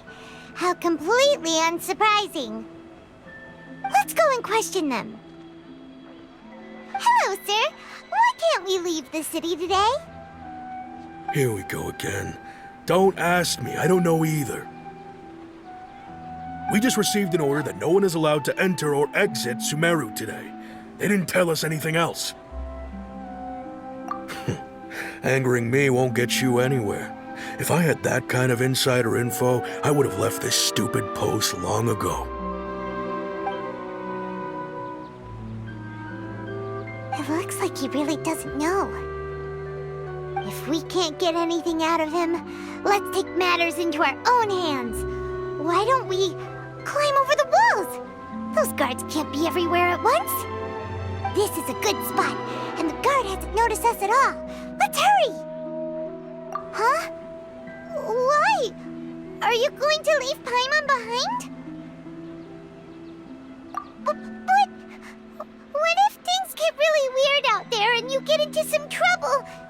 Then, Paimon knows that Paimon can't do much, but we've always been together, haven't we? Okay. Paimon will wait for you. Promise Paimon that you'll come back as soon as possible. Just a quick look. And please, be careful.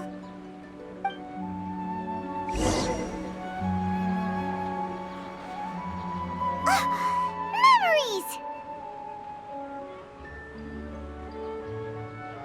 Traveler!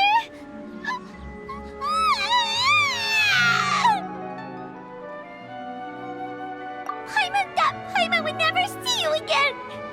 You just disappeared! Paimon waited for you for hours and hours at the city wall and you never came back! You promised Paimon that you were only taking a quick look! Paimon, calm down. She's here now. I don't think she understood what you were saying. Paimon doesn't care!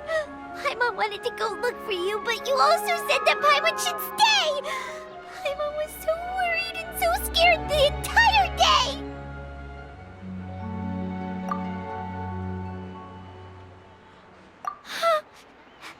Okay. Paimon will forgive you. The most important thing is that you didn't actually disappear.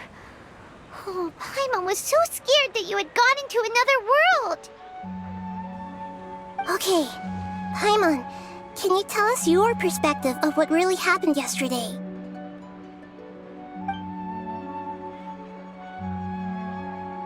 I see. Using two people's different perspectives. After that, you left the city. Paimon kept her eyes on you the whole time, but then you disappeared in an instant. No way! Paimon was watching you with the fullest attention. What's your perspective, Traveler?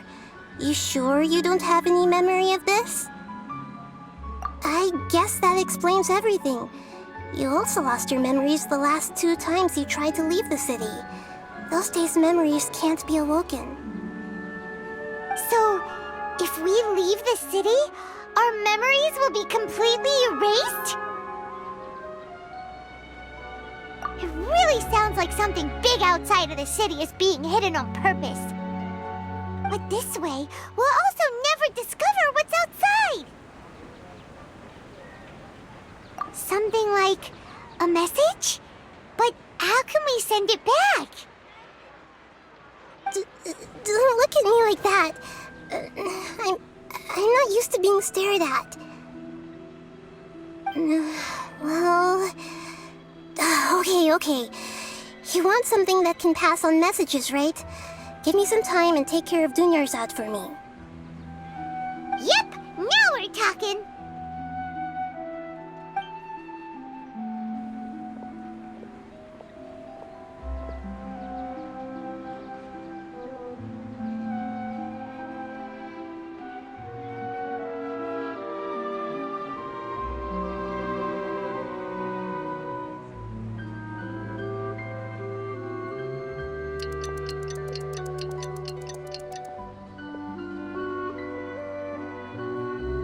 Ben 10. Here you go.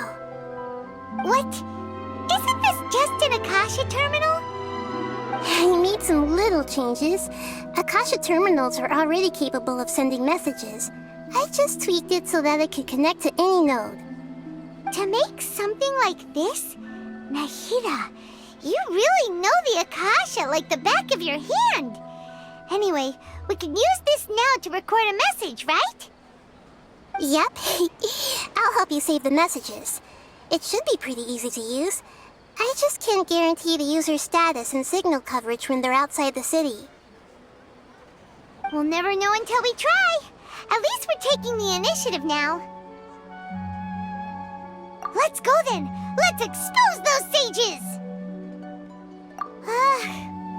All right. Paimon isn't as worried about being separated since it happened once yesterday. But Paimon still isn't happy about it. Okay, see you tomorrow, Traveler!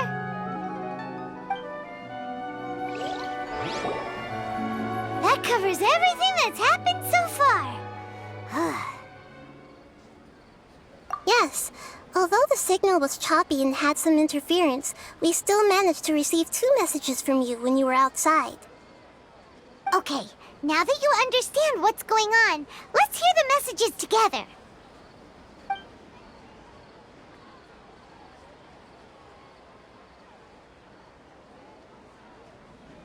Can't go back.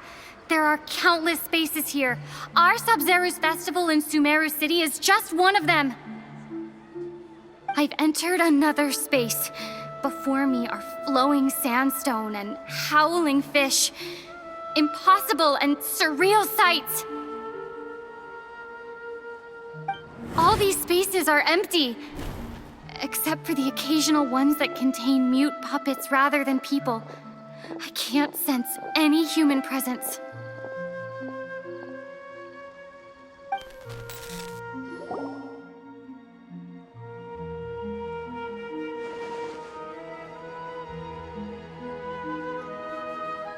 That's one heck of an info dump.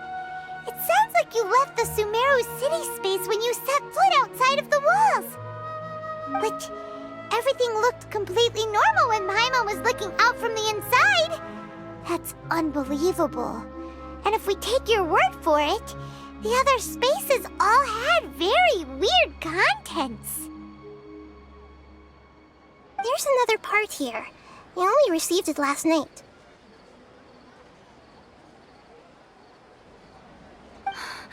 These spaces have been disappearing, one after the other, absorbed by something like a sun in the sky. And now, even the final space has also disappeared. Behind me, a lot of spaces just appeared again from thin air. I get it now. Those spaces are actually...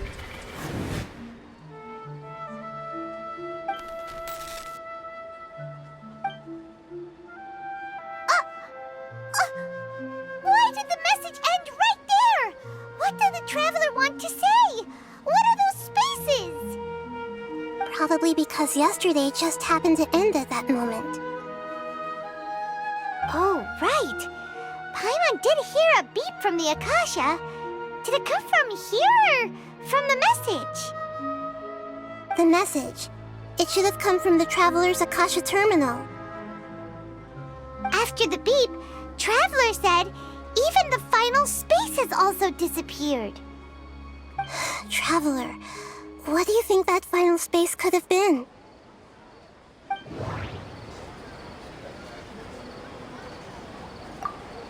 My impression is that each day in this samsara only ends at the sound of that beep from the Akasha.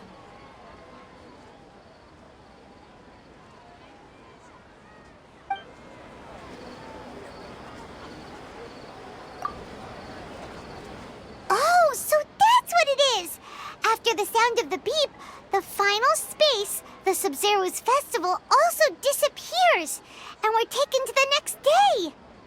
Later on, Traveler also mentioned a bunch of new spaces materializing behind them. Do lots of new spaces appear every day? Paimon's head is spinning. happening? Just what are these spaces anyhow? Well, consider this.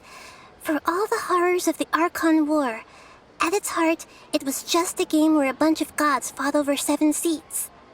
So no matter how strange or spooky things may look on the surface, maybe all they point to in the end is a small and simple secret. Wow, the Archon War, huh? That's an analogy and a half.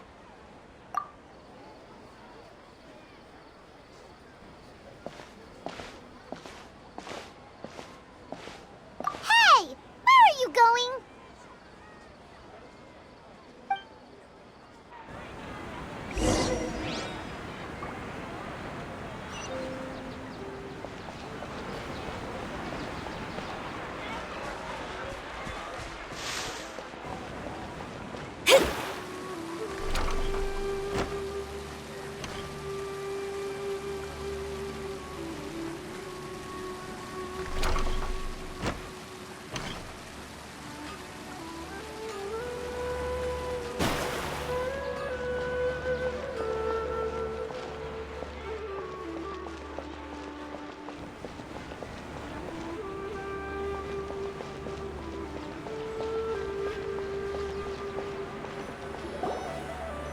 Do you want some alone time to think? Alright then, Paimon won't disturb you.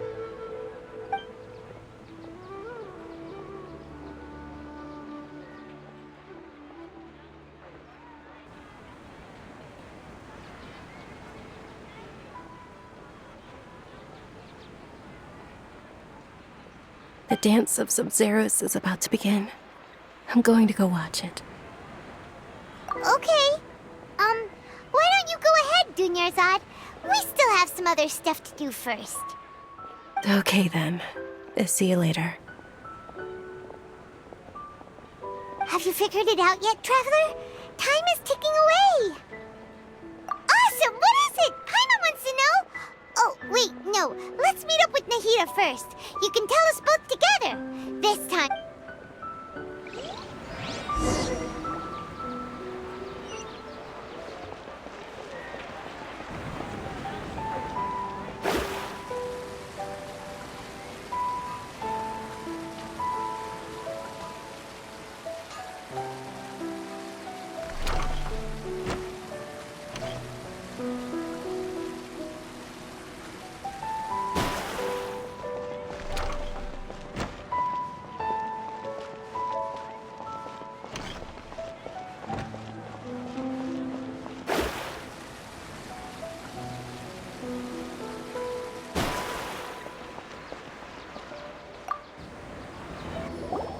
You're back! I've been waiting forever for you two. Judging by the looks on your faces, are you ready to take your Sub-Zero's exam and graduate from the festival? Okay, first off, have you discovered the hidden truth?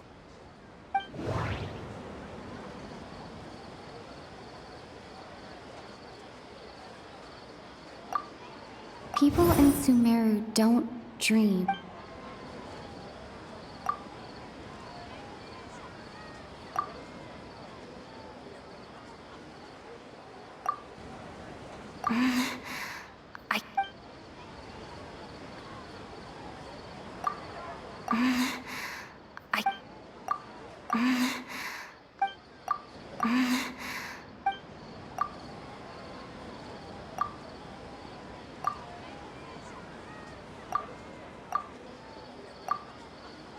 All the bizarre spaces I saw outside the city had one thing in common: a lack of human presence.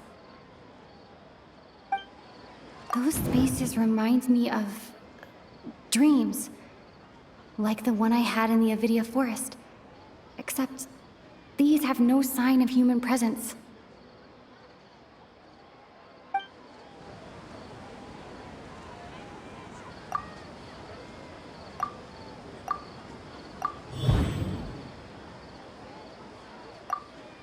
We are all in a dream.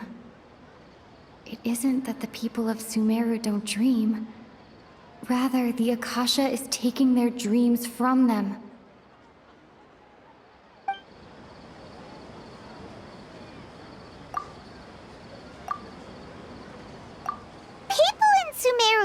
don't dream.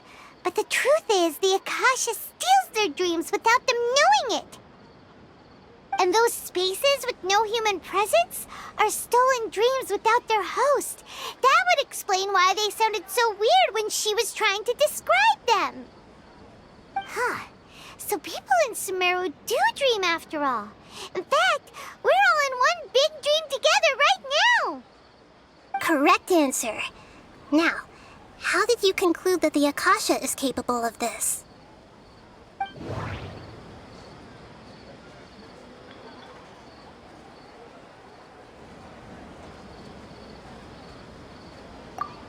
The Akasha relies on the power of a no... It is the manifestation of... It compiles the wisdom of... And it grants knowledge... That doesn't... Oh, okay. Those dream-controlling creatures in the forest also get their power from the Dendro Archon, right? That would explain why the Akasha has the ability to control people's dreams, too. But is stealing everyone's dreams really how the Akasha compiles their wisdom? Isn't there anything more to it than that? Dreams are fantastical, complex, and full of imagination. People's brains are the most active when they're dreaming. In other words, dreams are rich bundles of human wisdom. So, in other words, the complete opposite of how Hypatia understood it. Paimon remembers her saying that the sages think dreams are foolish delusions, and the fact that no one dreams is a blessing from Greater Lord Rukkhadevata. So it was all a dirty trick? The real story is that the sages from the Academia are using the Akasha to steal people's dreams for their own use, huh? Oh? By the sounds of it, you understand the current situation pretty well. So then, what about the samsara?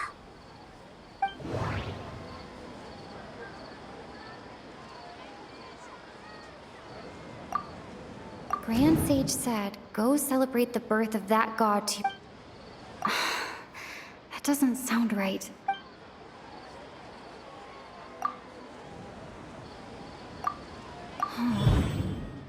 Those spaces kept disappearing before my eyes. But as soon as that beep sounded, many more spaces materialized. Those dreamscapes kept vanishing. But as soon as that beep sounded, more new spaces appeared.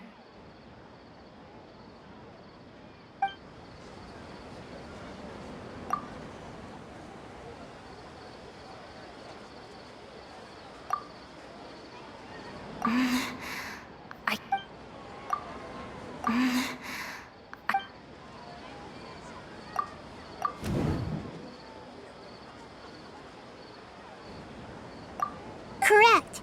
The Akasha is keeping each person's brain in a constant dream state, but also separating their consciousness from their own dream.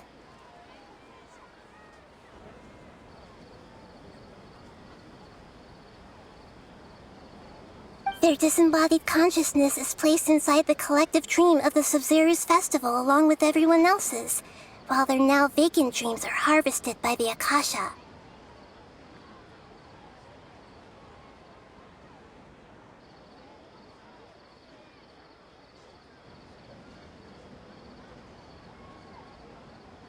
No one is any the wiser as another day passes in the dream, and so begins another samsara cycle.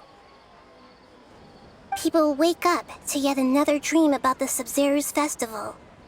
The dreams that belong to them are once again harvested by the Akasha, and so it continues.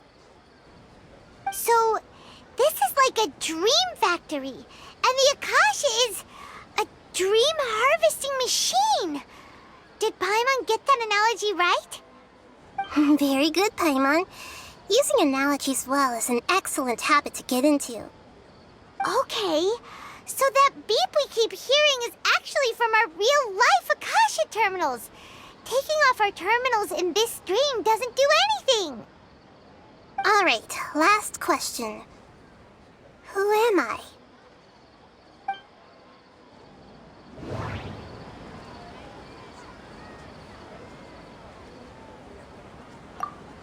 They say that alchemical divination is the Dendro Archon's divine revelation.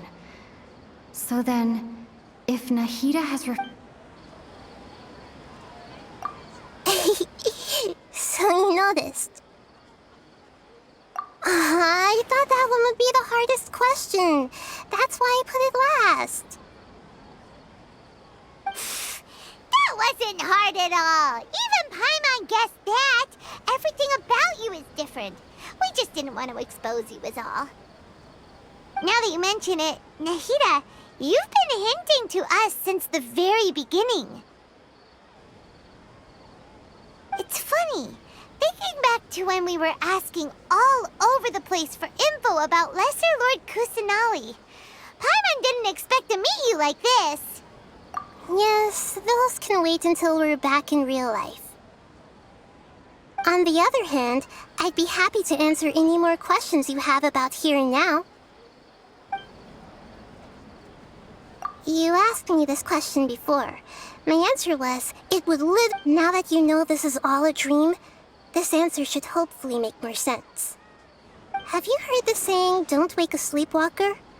Likewise, if someone suddenly had told you all this instead of you learning it on your own, your notion of reality and dream would be thrown into irreversible confusion. I couldn't expose you to that kind of risk. That's why I could only give you very subtle hints and some suggestions. Long story short, I'm really sorry I had to keep you guessing. Firstly, this dream we're in is completely based on reality. People have already experienced this Sub-Zero's festival, so it would be very difficult for them to find anything that strikes them as surreal. Secondly, you're probably wondering why people don't have any memories from earlier samsara, right? That's because people don't remember their dreams most of the time anyway. And in any case, their actual dreams are being taken away from them by the Akasha. So whenever they wake up in this dream of the Sub-Zero's festival, they don't remember anything from their previous identical dream. That reminds Paimon. Traveler had a dream when we were in the Avidia Forest, but couldn't see what it was about after waking up. Yes. Only after receiving the blessing of Dendro can a person gain the Dendro element's dream-enhancing power. That explains the feelings of déjà vu.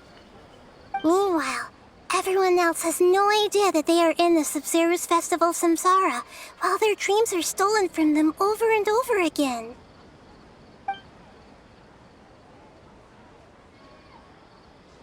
Can humans really keep dreaming forever like this? Will it ever end? And if so, when? You might say your mental fatigue has already answered this question. Eventually, there's only so much that people can tolerate. Especially those whose health is compromised to begin with, like Dunyarzad. This relentless exploitation takes an even harder toll on them. People's lives are at stake here, and nobody knows a thing! We've got to put a stop to this! I know, right? Why did they have to base this dream on my birthday? Could it really just be a coincidence?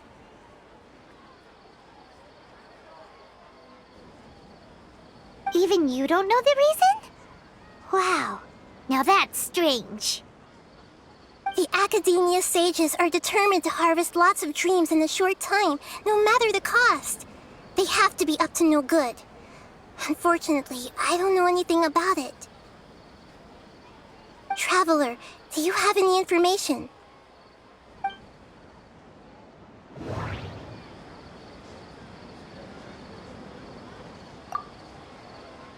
Grand Sage said, go celebrate the birth of that god. Okay, Nahida said, the Akasha relies on the power of a Those spaces remind me of dreams.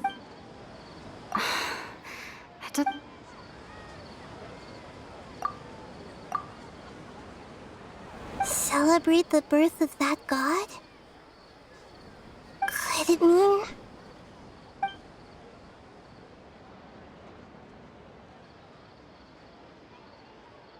I know, right? Why did they have... Even you don't know the reason? The Academia Traveler, do you...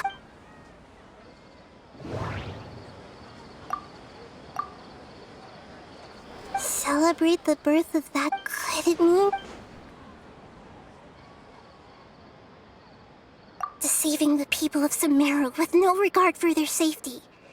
No matter what they're trying to do, this is unforgivable. After we end the Sub-Zero's Festival Samsara, we have to look into them. How can the sages of the Academia do this behind their Archon's back? This is ridiculous! In the end, I'm just the moon. The real sun is long gone. A sun and a moon? Nahida's talking in riddles again. Oh, we're out of time today! I'll tell you how to break free of the samsara tomorrow. See you then.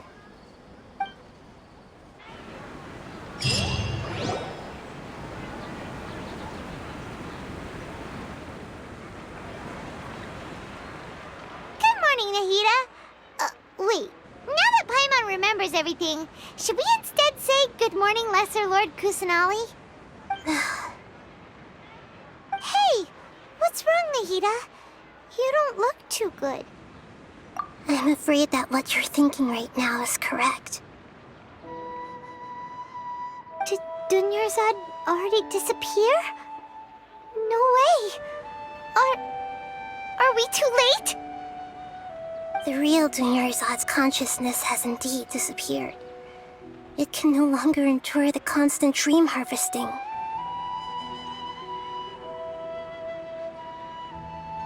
Paimon can't believe it. Wait, so what about that other Dunyarzad? Just what is she? Is she also going to disappear? She's actually something like a puppet, but not completely. The real Dunyarzad's consciousness could no longer keep playing her role in this dream. So another Dunyarzad appeared to replace her in the dream. Just like the grass and the trees, that Dunyarzad is just a building block of the dream that helps to keep it going. But personality-wise, she's nothing like the real Dunyarzad.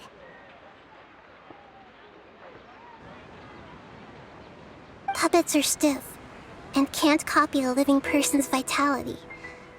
After all, they're just there as filler. You know, speaking of which, the old Dunyarzad might not have been too different from a puppet. Dunyarzad truly believed that she met you within her consciousness, and it was you who inspired her. So you do remember her after all.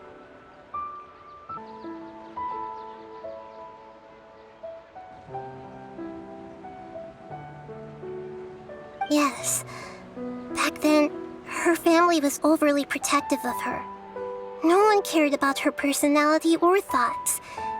It was as if she only lived to stall her Elazar.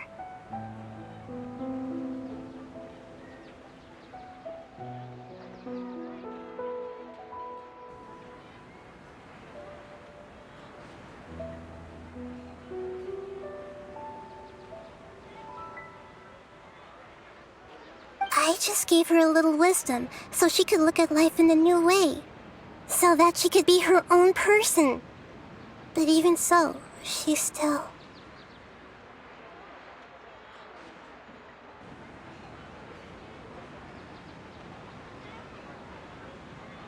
Far from it. I'm still a long way off from being a real Archon. I couldn't even save her. If I were a competent Archon, I wouldn't have let my most faithful follower die at the Sub-Zero's festival with so many regrets. Please don't beat yourself up over it, Nahida. It's the sage's fault, and theirs alone.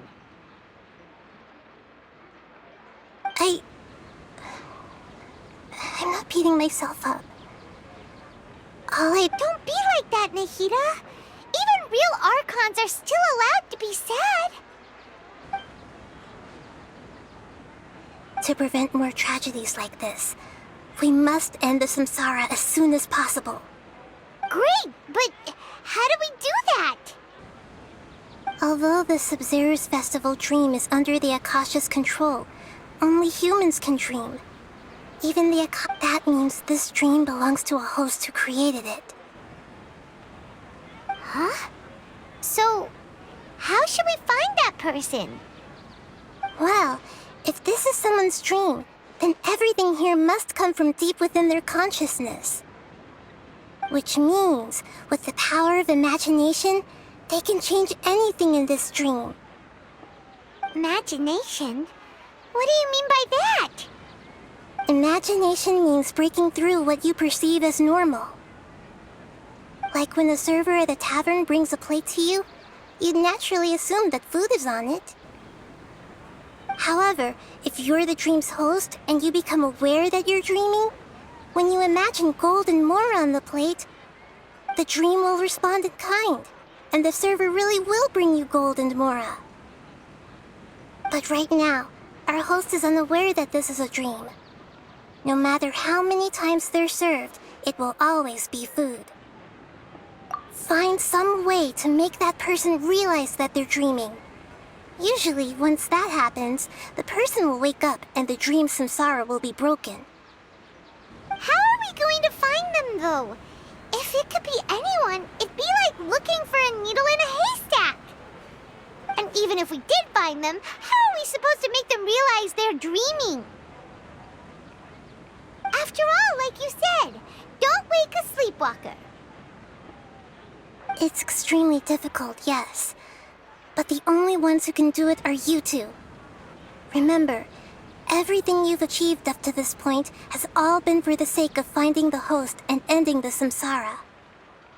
As for me, during this time, I'll be out of town. Out of town? Are you going to that place full of dreams where the traveler went? Yes. I want to try something. There must still be a small wisp of possibility. Hurry and go. Dreams are supposed to be fantastical, romantic, and full of pleasant surprises. Unnecessary things like this samsara need to end.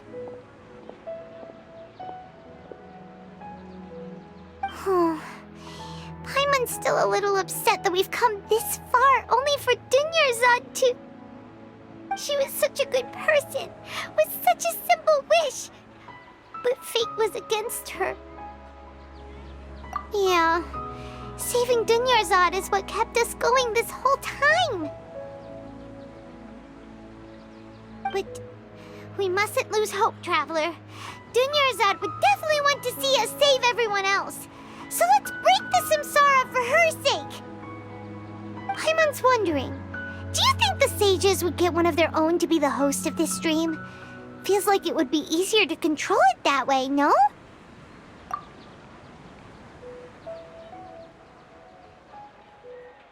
Huh. That's true. Plus, the sages probably weren't counting on there being other factors beyond their control, like Nahida and us. So, who do you think the host of the dream is? Oh, that would make sense. Ferris, the Knight of Flowers, is a symbol of the whole Sub-Zero's festival, right? Let's go ask him some questions, shall we?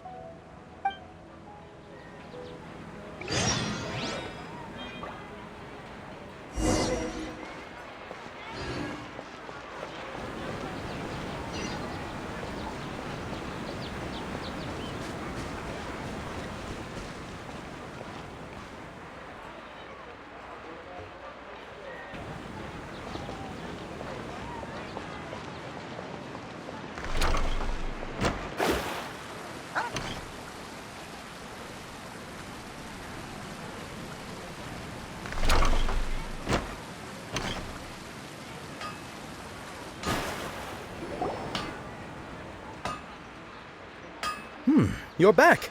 You left in a hurry last time. Is everything okay? Everything's fine. Just It's a little hard to explain. Would you mind taking part in a little experiment with us? An experiment? That came out of nowhere. I'm listening, though. What do you need me to do? Could you make a wish? You want me to make a wish? Is that a new Sub-Zero's festival tradition or something? Less questions, more wishing! Okay. My wish. Okay.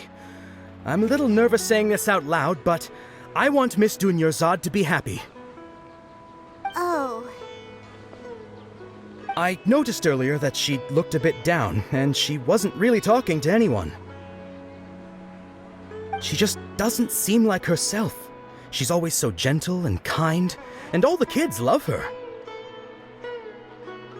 I've also wondered if the reason she asked me to be fairest Knight of Flowers is because I'm special to her, or something. So, you have a crush on Dunyarzad?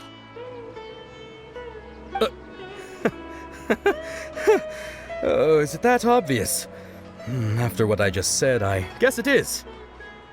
When she placed the hat of the Knight of Flowers onto my head, she said to me, "I want everyone to have a happy Sub-Zero's festival." What she didn't realize was that I'm not that interested in how everyone else feels. In that moment, I just wanted to be her Knight of Flowers for the rest of my life. 50 years, 100 years, I'll serve her till the end of time. Okay, yeah, that was a bit much. Felt like the right moment to get it off my chest, but that was pretty embarrassing. Okay, I'm ready to make my wish. I would like Miss Dunyarzad to appear in front of me right now with a smile on her face. Here goes. Please come true. I'm gonna open my eyes. Oh, you're... What? Faki? Sorry, but only one portion of Yalda candies per person. Back home you go. Nice try, you two. Anyway, never mind. I don't need to see her appear right in front of me. As long as she's happy. Guess he isn't the host of this dream after all. Should have expected it wouldn't be this easy.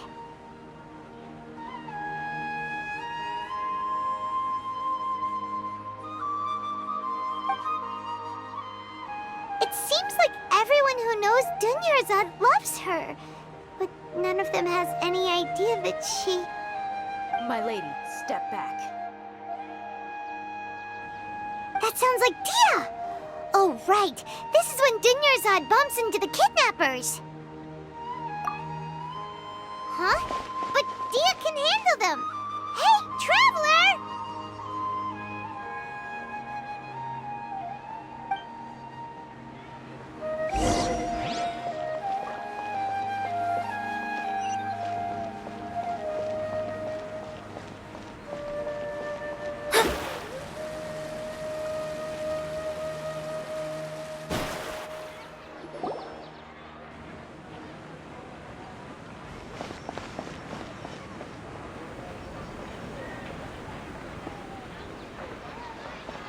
Oh, it's you. Great timing. Please take... Hey, this is my job. The homie Yannis pay me, not you. You... Fine, alright. Knock yourself out. Why are you so worked up anyway? It's not like I don't trust your fighting skills. Anyway, watch yourself.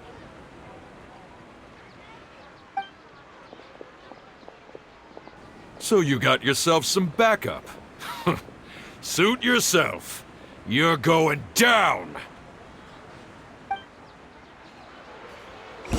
That's close enough. A new punching bag. Let me scribe. Curses. Try to keep up. Ow. Off we go.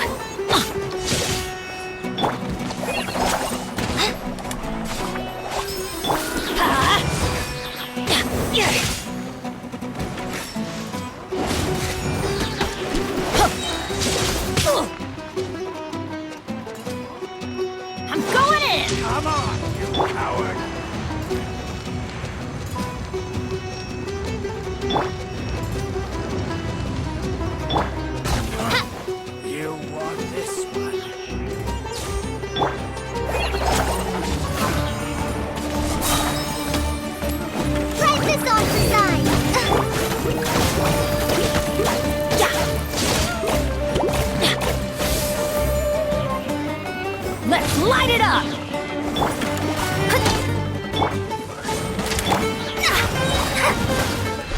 I'll be back. Traveler, were you just taking your anger out on those guys? You and Nahida both. Dunyarzad wouldn't want to see you two like this. Oh, and speaking of her, Paimon just remembered something. Remember how during the first Sub-Zero's festival, before the Samsara started, we came here with Dunyarzad because she wanted to pick something up? She said it was because she had forgotten something. Okay, so Paimon's memory is working so far. Anyway, Paimon also remembers that she is staying somewhere around here. She pointed it out to us the night before the Sub-Zero's festival. Yeah, even if it's only a tiny clue, it'll probably still help us more than this needle in a haystack search.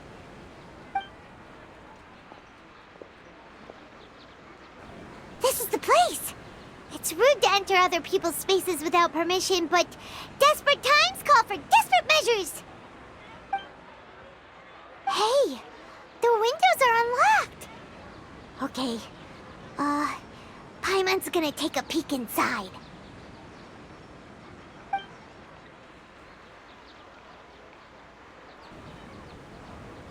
This was only a temporary residence, so there was pretty much nothing inside except this book on the table. Should we open it?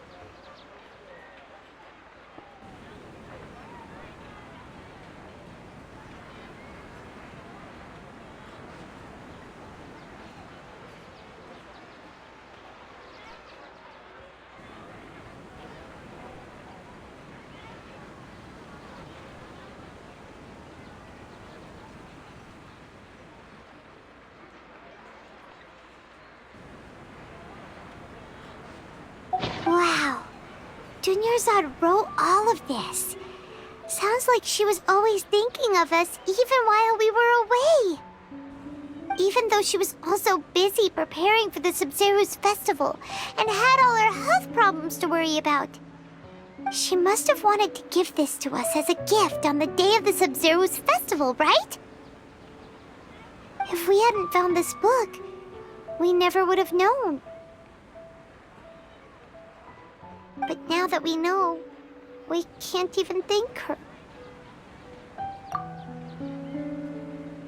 Hey! Where are you off to now?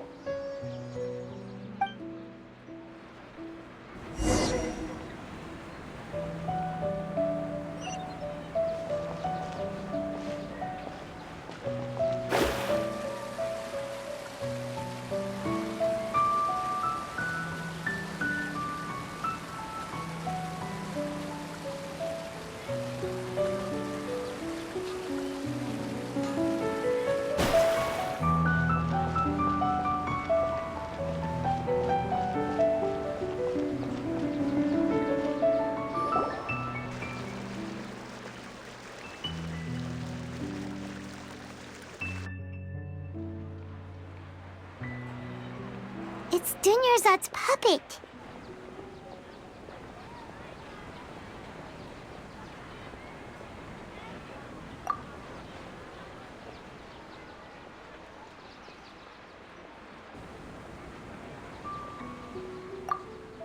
Traveler?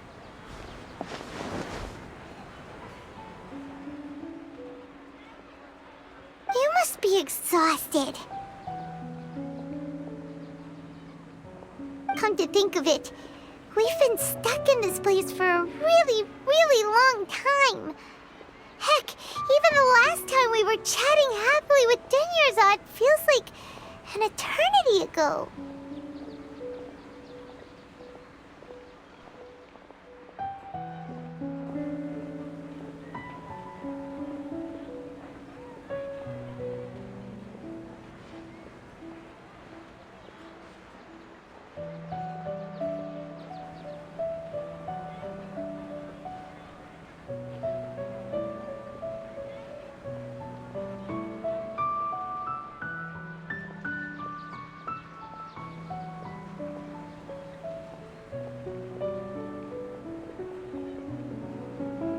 Paimon still remembers when we were sitting here, and the way her eyes sparkled when she talked about Nilu's dance of Sub-Zerus. There will always be frustrations in life, but I know that the point of living is not to leave behind any regrets.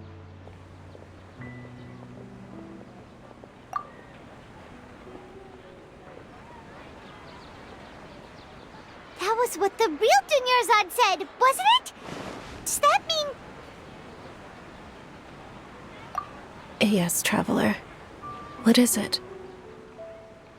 Oh, so she's still just a puppet. But just now, how come... What? Where are we going this time?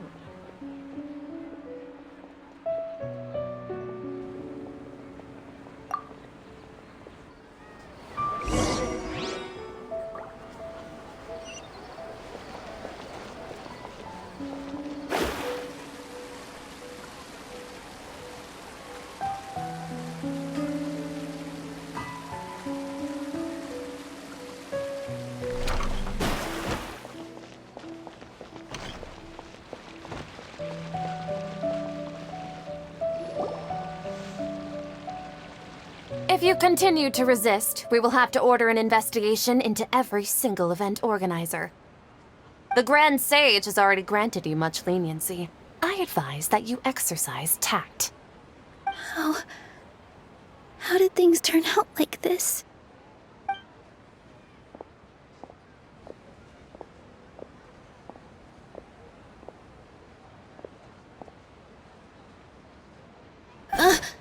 Traveler? You don't have to get involved. He's a sage from the Academia. I don't want to drag you into this. Traveler? Traveler? What the heck are you doing? If you get arrested by the Academia, that's another day gone to waste!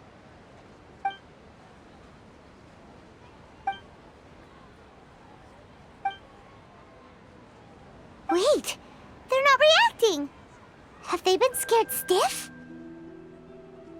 Oh, of course! If this is the Sage's plan, they wouldn't put themselves through this! So they're just substitutes! What is this? What happened to the Grand Sage and his entourage?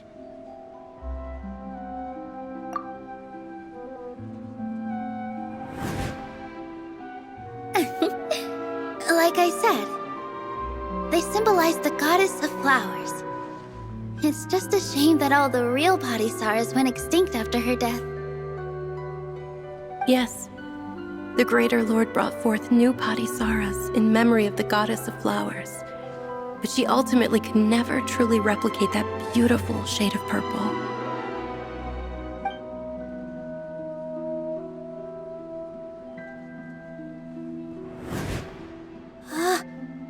Beautiful shade of purple. Aren't these flowers real Padisarahs? Just like the ones from the legend? I didn't even notice. But didn't you just say all the real flowers went extinct after the goddess of flowers passed away? So, how? Yeah. What's going on here?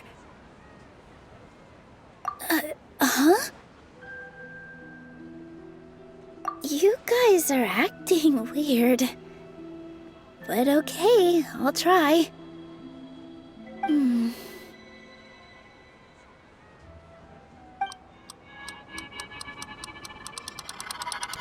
Hey! They disappeared! So Nilu's the host! What a surprise! Purple potty Saras don't exist in the real world anymore! But in Nilu's subconscious, they can appear as decorations on the stage! It's just like the example Nahida told us. People assume there will be food on a plate, and Nilu assumed there would be real potty Saras in the flower pots! So when you saw the flowers, you instantly knew it was Nilu? But if we want to end the samsara, we need the host to become aware that they're dreaming. How should we make Nilu realize that? Am I dreaming? Huh? So I'm right. Is this Lesser Lord Kusanali responding to our celebration of the Sabzeruz festival? Wrong guess, but you aren't completely wrong either. The point is, what made you think this is a dream? As far as you know, people in Sumeru don't dream, right? Yeah, but have you heard the tale of the first sage? To prevent a calamity, he went on a journey to find the Dendro Archon. Ooh, sounds familiar. Dunyarzad told us a story like that when we first arrived in Sumeru City. So it was about the first sage, huh? Yep, but in the part you heard, he hadn't become the first sage yet. There's more to the story. His piety and wisdom were acknowledged by the Dendro Archon, and she finally gave her blessing to him. All kinds of spectacular scenes appeared in front of the first sage, as if all the knowledge in the world was being painted onto a canvas right before him. He was captivated. After who knows how long, he mastered all the knowledge he could comprehend. Afterward, he said to the Dendro Archon, "I miss my parents, my wife, and my children. I've been away from home for far too long. They must be worried." The Dendro Archon smiled. The next second, the sage found himself lying in his bed, as if he had just woken up from a dream. His wife, lying next to him, said, "You're off to search for the Dendro Archon today, aren't you? Have a safe journey, my love." In the end, the first sage took care of many disasters in Sumeru City and founded the Academia. What a happy ending. So, the first sage was dreaming ever since the beginning of the story? He never went on his journey? Yes, but his faith and determination were conveyed to the Dendro Archon, so she blessed him in the form of a dream. Paimon understands where you're coming from now. That's a really interesting connection. But we really gotta wake up soon, like the sage in the story! I see. Well, it just so happens that today's Sabzeruz festival is almost over too.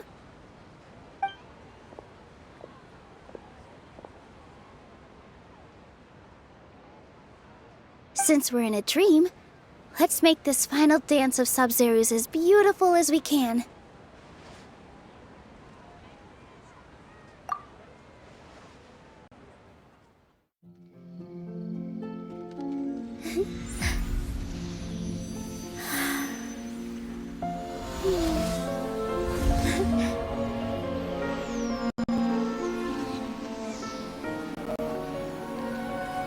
The wait is over, everyone. I dedicate this to our god, the dance of Sabzeruz.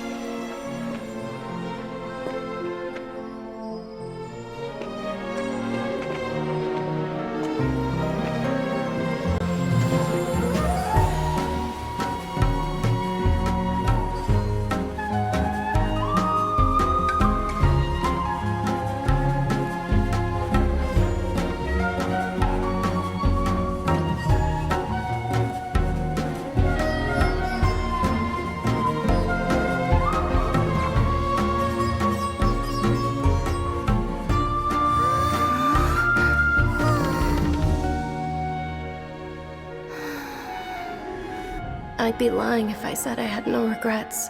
I would have loved to see Nilu's dance.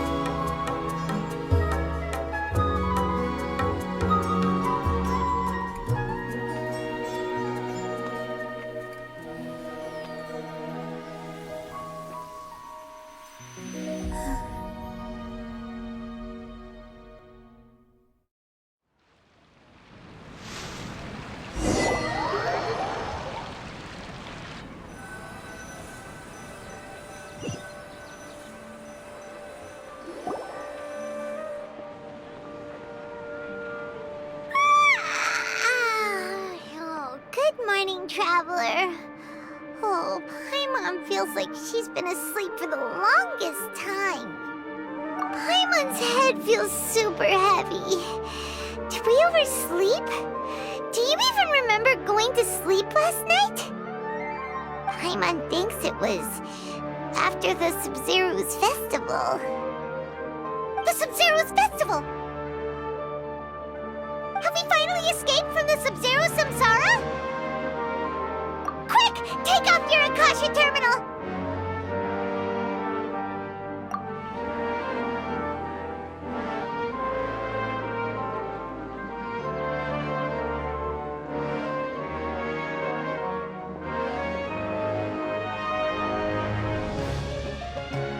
She's not in her room! What happened? Huh? What usual spot?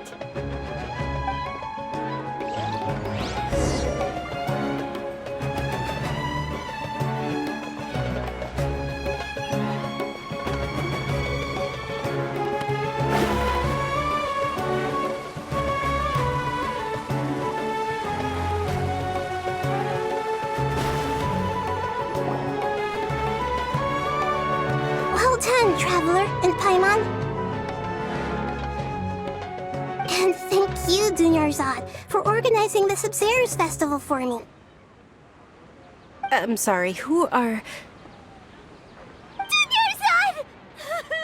You're okay! Oh, don't scare us like that! Oh, Traveler Paimon. I have something amazing to tell you. I just had a dream, and I saw Nilu performing the dance of Sub-Zero's.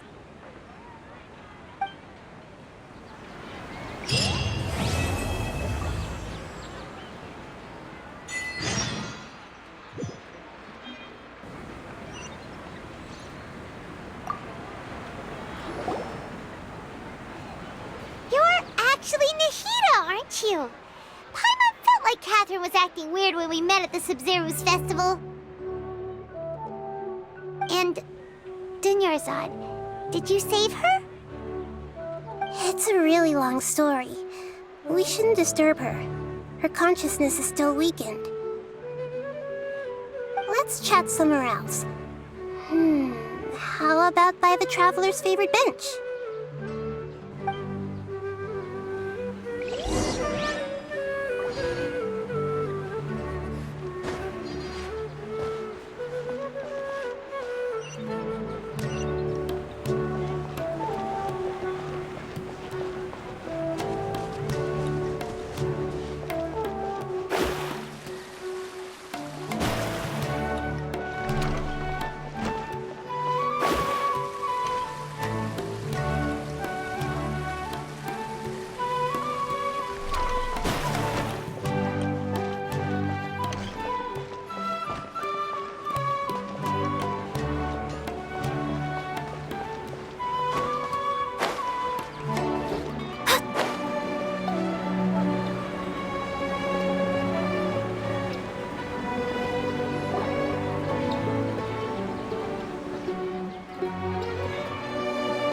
Let's talk about Dunyarzad first.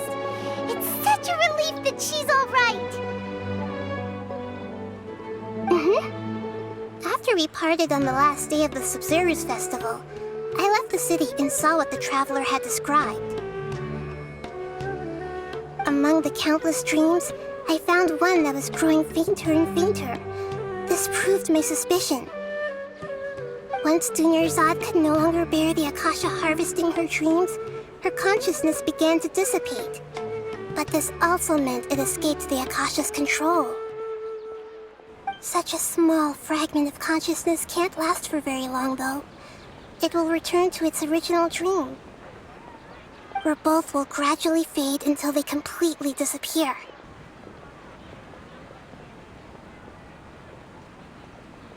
I used all the power I had to keep her dying dream alive as long as possible, but it still wouldn't have lasted for much longer if it hadn't been for you two breaking the samsara. So it looks like we did manage to save Dunyarzad in the end, and not a moment too soon. Huh? Why are you two smiling so happily? I thought you'd be so moved that you'd start crying. I need to spend more time observing human emotions. Both are fine. Everyone reacts differently. Alright, you two must have a lot of other questions for me, right? After all, you saved my faithful believer. As your reward, I will answer any and all questions. At the Avidia forest, there was this incense that made the traveler fall unconscious and dream of a huge tree and a red sky. You also heard someone's voice, right? It said world and forget me.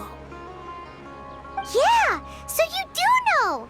We've been wanting to ask you what that was about, and if the red sky was related to Conria.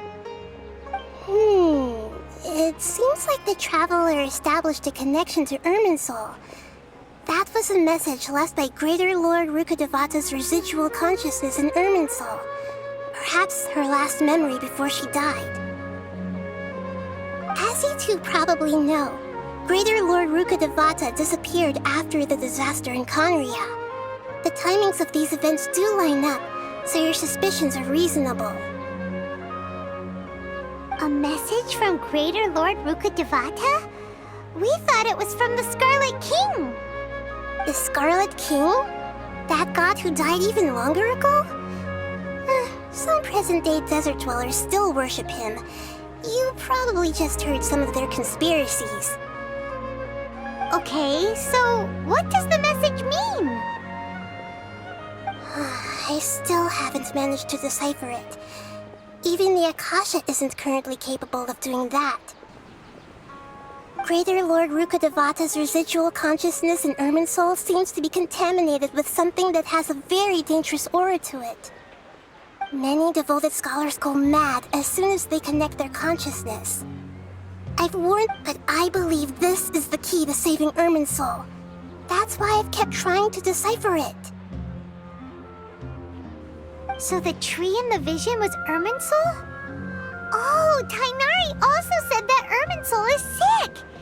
Is it because of the contaminated consciousness? But even if you can't figure out what that vision was all about, it seems like our search for you was all in vain.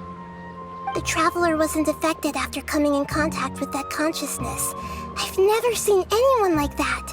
With you here, we may have a chance at deciphering it. No, we must decipher its secrets.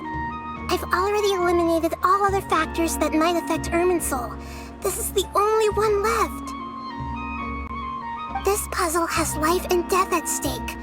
It could determine Irminsul's fate, as well as Tevat's.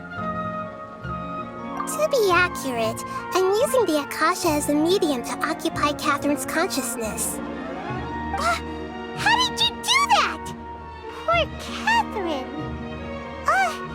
Does this mean you can also occupy other people's consciousnesses? Theoretically, I can enter anyone's mind as long as they're wearing their Akasha terminal. The Akasha is the legacy of Greater Lord Rukkhadevata. As Lesser Lord Kusanali and the first Akasha terminal, my consciousness has always been linked to the Akasha. I've always respected my people's free will, so I've never actually occupied their consciousness. When necessary, I just borrow this bionic Snezhnayan puppet. Hold on. Did we just learn some deep, dark secret? So Catherine is... No wonder Paimon felt something was off about her. What about your own body? Why do you need to borrow other people's? Don't you live in the sanctuary of Surasthana? That story begins a long time ago. After Greater Lord Rukkhadevata disappeared, the sages found my newly born self and took me back to Sumeru. At that time, I was young and weak. The sages kept me in the sanctuary of Surasthana, ostensibly for the sake of protecting me. But I've hardly heard from them since. However, I do understand that they had hoped to find Greater Lord Rukkhadevata instead of me, a symbol of her passing. So, the sages basically put their new Archon under house arrest? How dare they! Why don't you teach them a lesson, Nahida? In some ways, they aren't wrong. Greater Lord Rukkhadevata was omniscient and omnipotent. Even after her death, the Akasha is still empowering this nation. And I'm still really far away from being able to call myself the God of Wisdom. Moreover, the Academia is also more proficient at governing this country. My existence has little meaning. Yeah, you got a lot of believers. Just look at the Sub-Zero's festival. Everyone who showed up truly loves you. Thank you for the kind words. But I honestly don't need physical freedom as long as I can connect my consciousness to the Akasha. Trying to find a way to save Irminsul is my life's mission and top priority. I will work on that, and try to live up to being a deity in the meantime. Every once in a while, I will also take up the duties of the God of Wisdom and enlighten a lost soul here and there. Doing all that should be enough. There's never been any big problems with the Academia's governance of Sumeru. This is the first time I've seen them step out of line. I wonder what caused them to go down this path, and what they hope to achieve. Even though the city's residents haven't noticed anything strange, if the Traveler hadn't broken the Sub-Zero's samsara, the situation could have become dire.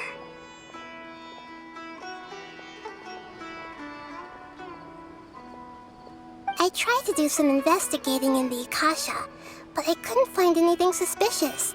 And all the people of interest seem to purposely avoid wearing their Akasha terminals. I think they're deliberately trying to hide something. Oh, that reminds Paimon. In Gandharvaville, there was a sage who had invited Kainari to join some kind of project. Could it be related? Regardless, I need to first investigate the sage's motives, make things right, and punish them if needed. But I'll have to be discreet, or they'll see me coming. You mean how the Akasha stops you from having dreams? Yeah, it's been such a long time. No one's noticed something's up? It's not that no one noticed. It's more like no one cared. Ultimately, it's all rooted in the sage's misdirection. Misdirection? The sages convinced everyone to believe that being unable to dream is a sign of rationality and wisdom. Not dreaming is a badge of honor in Sumeru. Even if the truth is that their dreams are being reaped by the Akasha. With their propaganda in place, the sages can maximize their use of the Akasha to facilitate their research. Besides, Greater Lord Rukkhadevata must have created the Akasha in the hopes that it could be used to its full potential. That's why I've never come out strongly against this. Anyway, the perspective advocated by the sages drowned out any voices of doubt. By now, Even those who never use Akasha terminals find it too shameful and embarrassing to talk about their dreams. Got it. I hope my answers were satisfactory, seekers of knowledge. To be honest, maintaining Dunyarzad's fading dream took a lot of mental energy. I think I may need to rest for a while. Oh, and you don't need to worry too much about the Sage's activities for now. The Akasha won't be able to conduct another project on the scale of the Sub-Zero's Samsara in the immediate future. Go and get some sleep. Leave everything to us. What a relief. This is truly the most exhausting birthday I've ever had.